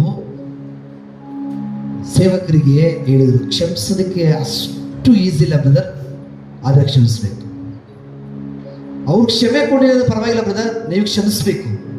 ಕ್ಷಮೆ ಕೊಡಲಿಲ್ಲ ಅಂದ್ರೆ ಅವ್ರಿಗೆ ಲೆಕ್ಕ ಕೊಡಬೇಕು ದೇವರಿಗೆ. ನೀವು ಕ್ಷಮೆ ಕೇಳಿ, ಅವ್ರಿಗೆ ಕ್ಷಮಿಸ್ತೋದ್ರು ಪರವಾಗಿಲ್ಲ, ಕ್ಷಮಿಸ್ತೋದ್ರು ಪರವಾಗಿಲ್ಲ. ನೀವು ಕ್ಷಮೆ ಕೇಳಿ, ಅದರಿಂದ ನೀವು ರಿಲೀಸ್ ಆಗಿ. ಒಂದು ವೇಳೆ ನಿಮ್ಮಿಂದ ಯಾರಿಗಾದ್ರೂ ಗಾಯ ಆಯ್ತಾ, ಕ್ಷಮೆ ಕೇಳಿ, ನಿಮ್ಗೇನು ಲಾಸ್ ಆಗಲ್ಲ, ಪ್ರಾಫಿಟ್. ನಿಮಗೆ ಲಾಸ್ ಆಗಲ್ಲ, ನಿಮಗೆ ಪ್ರಾಫಿಟ್. ನಿಮಗೆ ಅವ್ರು ನೋವು ಕೊಟ್ಟರು, ಮನಸ್ತಾಪ ಆಯಿತು, ನೀವೇ ಅವ್ರನ್ನ ಕ್ಷಮಿಸಿ, ಸಾರಿ ಕೇಳಿ, ಪರವಾಗಿಲ್ಲ ನಂದೇ ತಪ್ಪು, ಸಾರಿ ಬ್ರದರ್, ಸಾರಿ ಸಿಸ್ಟರ್ಸ್. ಆಗ ಅವರ ತಲೆ ಮೇಲೆ ಬೆಂಕಿ ಸುರಿದಂಗೆ ಆಗ್ತದೆ. ಏನಾಗ್ತದೆ? ಬೆಂಕಿ ಸುರಿದಂಗೆ ಆಗ್ತದೆ. ಸೌಲನು ಪ್ರೇಷಿತರನ್ನು ಕೊಲ್ಲಿಕ್ಕೆ ಹೋದ, ಹೌದಲ್ವಾ? ದಮಸ್ಕದಲ್ಲಿ ಏನಾಯಿತು? ಪ್ರವಾದಿಗಳನ್ನ ಕಳಿಸ್ಲಿಲ್ಲ, ದೂತರನ್ನ ಕಳಿಸ್ಲಿಲ್ಲ, ಯೇಸು ಸ್ವಾಮಿನೇ ಇಳಿದು ಬಂದ್ರು. ಸೌಲ ಏನು ಮಾಡ್ತಾ ಇದೆಯಾ ಅಪ್ಪ? ಯಾಕಪ್ಪ ನನ್ನ ಮಕ್ಕಳನ್ನ ಕೊಳ್ತಾ ಇದೆಯಾ? ದೇವರು ಮನಸ್ಸು ಮಾಡಿದ್ರೆ ದೂತನ ಕಳಿಸ್ಬೋದಾಗಿತ್ತು, ಹೌದಲ್ವಾ? ಯಾರೋ ಪ್ರವಾದಿನ ಬಲಶಾಲಿನ ಕಳಿಸ್ಬೋದಾಗಿತ್ತು, ಹೌದಲ್ವಾ? ಎಷ್ಟು ಸೈನಿಕಗಳು ಕಳಿಸ್ಬೋದಾಗಿತ್ತು. ಸ್ವರ್ಗದಿಂದ ನಿಮಗೋಸ್ಕರ, ನಿಮ್ಮ ರಕ್ಷಣೆಗೋಸ್ಕರ ಮತ್ತೆ ಸ್ವರ್ಗಕ್ಕೆ ಹೋದ್ರು, ಮತ್ತೆ ಈ ಧರೆಗೆ ಬಂದ್ರು. ಮತ್ತೆ ಏನಂದ್ರು? ಸೌಲನೇ ಏಕೆ ಇವ್ರನ್ನ ಹಿಂಸಿಸ್ತಾ ಇದೆಯಾ? ನೀನು ಹಿಂಸೆ ಮಾಡ್ತಾ ಇರೋದು ನನ್ನನ್ನ, ನನ್ನ ಮಕ್ಕಳನ್ನ ಅಲ್ಲ. ನೀನು ಕೊಳ್ತಾ ಇರೋದು ನನ್ನನ್ನ, ನನ್ನ ಮಕ್ಕಳನ್ನ ಅಲ್ಲ. ಸೌಲನ ನೋಡಿ ಯೇಸು ಸ್ವಾಮಿ ಕೇಳಿದ ಮಾತು, ಸೌಲ ಅಂದು ಬಿದ್ದೋಗ್ತಾನೆ. ಶರೀರದಲ್ಲಿ ಇದ್ದಂಥ ವ್ಯಕ್ತಿ ಆತನು ಒಳ್ಳೆಯವನೇ, ಅವನು ಮೋಸ್ಕಾರ ಅಲ್ಲ, ಕೋಪಿಸ್ತ ಅಲ್ಲ, ಧರ್ಮ ಪಂಡಿತ, ರೋಮ್ ನಗರದ ಒಂದು ವ್ಯಕ್ತಿ. ಅವನು ಈ ಧರ್ಮ ಕೇಂದ್ರ, ಈ ಧರ್ಮದ ಇದನ್ನ ಹಳೆ ಒಡಂಬಡಿಕೆಯನ್ನು ಅರ್ದು ಕುಡಿದಂಥ ವ್ಯಕ್ತಿ, ನಿಯಮಗಳನ್ನು ಕಟ್ಟಳೆಗಳನ್ನು ಪಾಲಿಸಿದಂಥ ವ್ಯಕ್ತಿ. ಆದರೆ ಯೇಸುವನ್ನು ಸ್ವೀಕಾರ ಮಾಡಲಿಲ್ಲ, ಯೇಸು ಬಂದಿದ್ದಾರೆ ಅಂತ ಸ್ವೀಕಾರ ಮಾಡಿರಲಿಲ್ಲ. ಆದರೆ ಯೇಸುವೇ ಅವನ ಹತ್ರ ಮಾತನಾಡಿದಾಗ, ಇನ್ನು ಎಷ್ಟು ಜನ ಇದ್ದೀರಾ ಪಾಪ ನಿವೇದನೆಗೆ? ಎಷ್ಟು ಜನ ಇದ್ದೀರಾ ಪಾಪ ನಿವೇದನೆಗೆ? ಯಾರ ಉಳಿದಿದ್ದೀರಾ? ಗುರುಗಳಿಗೆ ಹೇಳಬೇಕು, ದಯವಿಟ್ಟು ಯಾರ ಇದ್ದೀರಾ? ಬೇಕಾದ್ರೆ ಮತ್ತೆ ನಾಳೆ ದೇವರ ಬಗ್ಗೆ ಮಾತಾಡೋಣ. ಯಾರ ಇದ್ದೀರಾ? ಕೂತ್ಕೋಬೇಡಿ. ಪಾಪ ನಿವೇದನೆ ಅತಿ ಮುಖ್ಯ. ಹೋಗ್ತೀರಾ? ಆಗಿದೆಯಾ? ಆಗಿದೆಯಾ? ಎಲ್ಲರದ್ದು ಆಗಿದೆಯಾ? Praise Lord, hallelujah, hallelujah, hallelujah. ಹಾಗಾಗಿ ಯೇಸುವೇ ಸೌಲನ ಬಳಿಗೆ ಬರ್ತಾರೆ. ಯೇಸುವೇ ಸೌಲನ ಬಳಿಗೆ ಇಳಿದು ಬರ್ತಾರೆ. ಸೌಲನಿಗೆ ಎಚ್ಚರಿಸ್ತಾರೆ. ಯಾಕೆ ಬಂದ್ರು ಗೊತ್ತಾ? ಒಂದಿನ ಸೌಲ ಪೌಲನಾಗ್ತಾನೆ.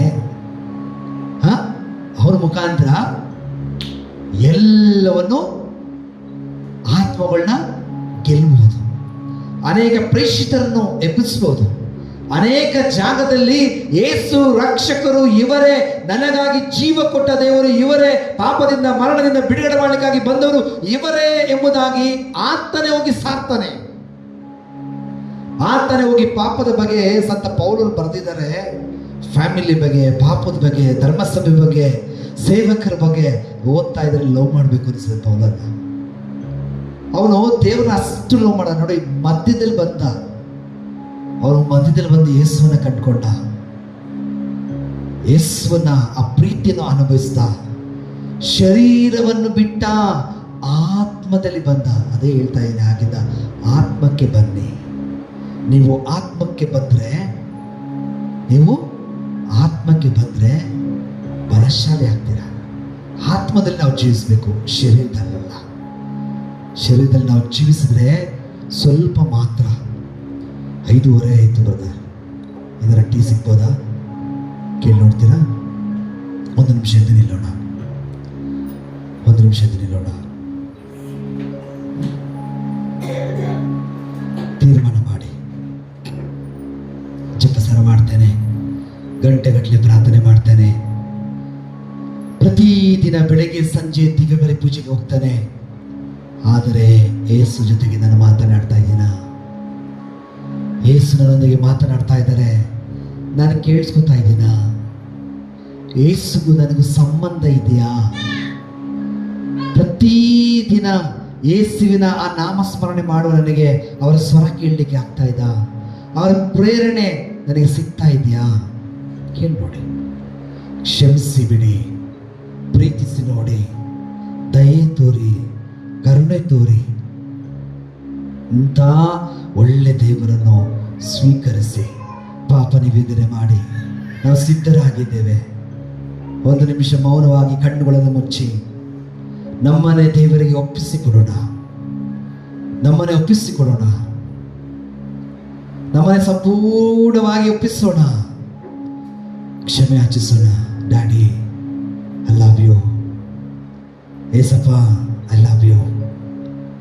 ಇಷ್ಟು ದಿನ ನಾನು ಜೀವಿಸಿದ್ದು ಬೇರೆ. ಶರೀರದಲ್ಲಿ ಇಷ್ಟು ವರ್ಷಗಳ ಕಾಲ ನಾನು ಜೀವಿಸಿದೆ.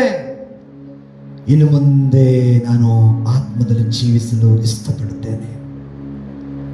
ನೀವು ನನಗಾಗಿ ಸ್ವರ್ಗದಿಂದ ಇಳಿದು ಬಂದ್ರಿ, ನನಗೋಸ್ಕರ ಮಾನವನಾಗಿ ನೀವು ಬಂದ್ರಿ, ನನಗೋಸ್ಕರ ನಿಮ್ಮ ಜೀವವನ್ನು ಇಟ್ರಿ, ನಿಮ್ಮ ಶರೀರವು ನನಗಾಗಿ ಧಾರೆ ಹರಿದ್ರಿ.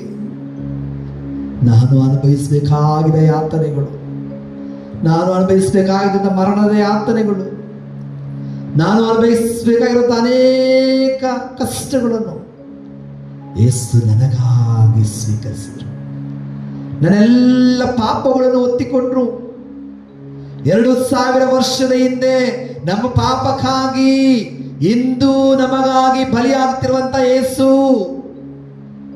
ನಾನು ಪಾಪ ಮಾಡುವಾಗಲ್ಲ ಯೇಸುವಿಗೆ ನಾನು ಶಿಲುಬೆಗೆ ಏರಿಸ್ತಾ ಇದ್ದೇನೆ.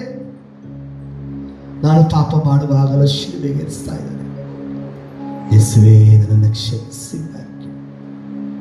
ಒಂದು ಕನ್ಯಾಸ್ತ್ರೀ ಆತ್ಮದಲ್ಲಿ ಜೀವಿಸಿದ್ರು, ದೇವರನ್ನು ಪ್ರೀತಿಸಿದ್ರು, ಚಾಚು ತಪ್ಪದೆ ಧರ್ಮಸ್ಥರಿಗೆ ಮಾಡಬೇಕಾಗಿರೋ ಕರ್ತವ್ಯಗಳನ್ನೆಲ್ಲ ಮಾಡಿದ್ರು. ಹಾಗೆ ಪ್ರತಿದಿನ ಮನಸ್ಸಿನಲ್ಲಿ ಬೈತಾ ಇದ್ರು, ಮನಸ್ಸಿನಲ್ಲಿ ಮಾತನಾಡ್ತಾ ಇದ್ರು. ಛೇ, ಏನು ಈ ಮಕ್ಕಳು ಹೀಗೆ ಮಾಡ್ತಾರೆ, ಈ ಬ್ರದರ್ ಏನು ಇಷ್ಟು ಪೀಡಿಸ್ತಾರೆ, ಏನಪ್ಪ ಇವ್ರಿಗೆ ಮಾಡ್ತಾರೆ, ನನ್ನ ಸಿಸ್ಟರ್ ಆಗಿ ಇವ್ರನ್ನ ಬೈಯಕ್ಕೂ ಆಗ್ತಾ ಇಲ್ಲ, ಏನು ಮಾಡ್ಲಿಕ್ಕೆ ಆಗ್ತಾ ಇಲ್ಲ. ಆಲೋಚನೆಯಲ್ಲಿ ಮಾಡಿದ್ರು ಪಾಪ, ಮನಸ್ಸಲ್ಲಿ ಮಾಡಿದ್ರು ಪಾಪ.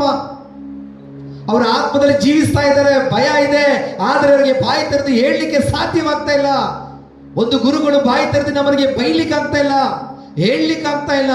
ಯಾಕೆ ಅಂದ್ರೆ ಅವರ ಆತ್ಮದಲ್ಲಿ ಜೀವಿಸಬೇಕಾದ್ರೆ ಅವರ ಬಾಯಿಂದ ಒಂದು ಮಾತು ಕೂಡ ಹೊರಗೆ ಬರೋದಿಲ್ಲ, ಒಂದು ಮಾತು ಕೂಡ ಬರೋದಿಲ್ಲ.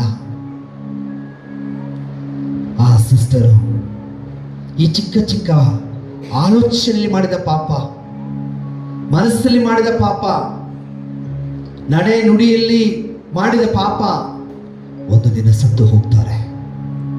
ಒಂದು ದಿನ ಸ್ವರ್ಗದಲ್ಲಿ ತಂದೆಯ ಬಳಿಗೆ ಹೋಗ್ತಾರೆ, ತಂದೆಯನ್ನು ನೋಡ್ತಾರೆ. ತಂದೆ ಒಳಗಿದ್ದ ಯೇಸು ರಕ್ತಸಿಕ್ತವಾಗಿ ಅದೇ ಗಾಯದಿಂದ ಹೊರಗೆ ಬರ್ತಾರೆ. ಹೊರಗೆ ಬಂದಾಗ ಆ ಕನ್ಯಾಸ್ತ್ರೀ ಕೇಳ್ತಾರೆ, ತಂದೆ ಯಾಕೆ ಯೇಸುವಿಗೆ ಈ ಶಿಕ್ಷೆ? ಯೇಸು ಆಲ್ರೆಡಿ ನಮಗಾಗಿ ತನ್ನ ಪ್ರಾಣವನ್ನು ಅರ್ಪಿಸಿ ಎಲ್ಲವನ್ನು ಕೊಟ್ಟು ನಮಗಾಗಿ ನಿತ್ಯ ಜೀವನ ಕೊಟ್ಟು ಬಂದ್ರಲ್ಲ, ಮತ್ತೆ ಯಾಕೆ ಈ ಅವಸ್ಥೆ? ಮಗಳೇ, ನೀನು ಪ್ರತಿದಿನ ಮಾಡುವ ಆಲೋಚನೆ ಪಾಪ, ಮನಸ್ಸಿನಲ್ಲಿ ಮಾಡುವ ಪಾಪ, ಜ್ಞಾನದಲ್ಲಿ ಮಾಡುವ ಪಾಪ, ಈ ಪಾಪದ ನಿಮಿತ್ತ ದೇವರಿಗೆ ಮತ್ತೆ ಮತ್ತೆ ನೀನು ಶಿಲುಬೆಗೆ ಏರಿಸ್ತಾ ಇದೆಯಾ? ಆವಾಗ ಕ್ಷಮೆ ಬೇಡ್ತಾರೆ, ಕಣ್ಣೀರಿಟ್ಟು ಗೋಳಾಡ್ತಾರೆ. ಆವಾಗ ದೇವರು ಹೇಳ್ತಾರೆ, ನೀನು ಹೋಗಿ ಶುದ್ಧೀಕರಣ ಸ್ಥಳದಲ್ಲಿ ಒಂದು ದಿನ ಇದ್ದು ಬಾ, ಕೇವಲ ಒಂದು ದಿನ ಮಾತ್ರ ಇದ್ದು ಬಾ ಅಂತ. ಒಂದು ದಿನ 9 ವರ್ಷಕ್ಕೆ ಸಮ. 9 ವರ್ಷ ನಾನು ಕೊಳಿಬೇಕಾ ಏಸು ಇಲ್ಲದ ಜಾಗದಲ್ಲಿ? ಏಸು ಇರುವ ಮನೆಯಲ್ಲಿ 9 ವರ್ಷ ನಾನು ಇರಬೇಕಾ? ಅಯ್ಯೋ ದೇವರೇ, ಆಗೋದಿಲ್ಲ, ನನ್ನಿಂದ ಆಗಲ್ಲ. ಹೋಗಿ ನೋಡ್ಕೊಂಡು ಬಾ ಅಂತ ಕಳಿಸ್ತಾರೆ. ಬಂದು ಹೇಳ್ತಾರೆ, ಮತ್ತೆ ನನ್ನ ಲೋಕದಲ್ಲಿ ಹೋಗಿ ಜೀವಿಸ್ತೀರಿ. ಮತ್ತೆ ಅವರ ಲೋಕಕ್ಕೆ ಬರ್ತಾರೆ. ಕೊಳತು ನಾರದಂತ ಅವಸ್ಥೆ. 9 ವರ್ಷ ಶರೀರ ಕೊಳತು ಹೋಗುತ್ತೆ, ನಾರ್ತಾ ಇರ್ತದೆ, ಸಾಯೋದಿಲ್ಲ. ಆ ಶುದ್ಧೀಕರಣ ಈ ಲೋಕದಲ್ಲಿ ಶುದ್ಧವಾಗಿ ಮಲಗಿದ ಹಾಸಿಗೆಯಲ್ಲಿ ಪಶ್ಚಾತ್ತಾಪ ಪಟ್ಟು ಅವರಿಗೆ ಬಿಡುಗಡೆ ದೇವರು ಕೊಡ್ತಾರೆ. ಒಂದು ದಿನ ಅವರು ಸ್ವರ್ಗಕ್ಕೆ ಹೋಗ್ತಾರೆ. ಅರ್ಥ ಮಾಡಿಕೊಳ್ಳಿ, ಆಲೋಚನೆಯಲ್ಲಿ ಮಾಡಿದ ಪಾಪ, ಮನಸ್ಸಿನಿಂದ ಮಾಡಿದ ಪಾಪ, ನಡೆ ನುಡಿಗಳಿಂದ ಮಾಡಿದ ಪಾಪಗಳನ್ನು ನಾವು ಬಾಯಾಟ ಮಾಡ್ತೇವೆ. ಆದರೆ ಹೃದಯ ಒಡೆದು ಪಶ್ಚಾತ್ತಾಪ ಪಟ್ಟು ನಾವು ಪಾಪ ನಿವೇದನೆ ಮಾಡೋದಿಲ್ಲ. ಕ್ಷಮೆ ಯಾಚಿಸೋಣ. ಇದು ಆರಾಧನೆ ದೇವರಲ್ಲಿ ಕಣ್ಣೀರಿಟ್ಟು ಬೇಡೋಣ. ಪಾಪ ನಿವೇದನೆಯನ್ನು ಮಾಡಿ ಆ ಸಂಸ್ಕಾರ ಆಶೀರ್ವಾದವನ್ನು ಪಡೆದುಕೊಳ್ಳೋಣ. ಪಿತಾ ಸುತ ಪರಿಶುದ್ಧಾತ್ಮನ ನಾಮದಲ್ಲಿ ಆಮೇನ್, ಆಮೇನ್.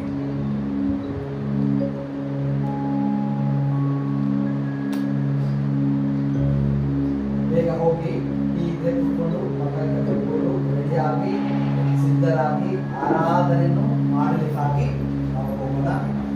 ನೆಕ್ಸ್ಟ್ ಕ್ಲಾಸ್ ಇರುತ್ತೆ, ಆರಾಧನೆ ಇರುತ್ತೆ.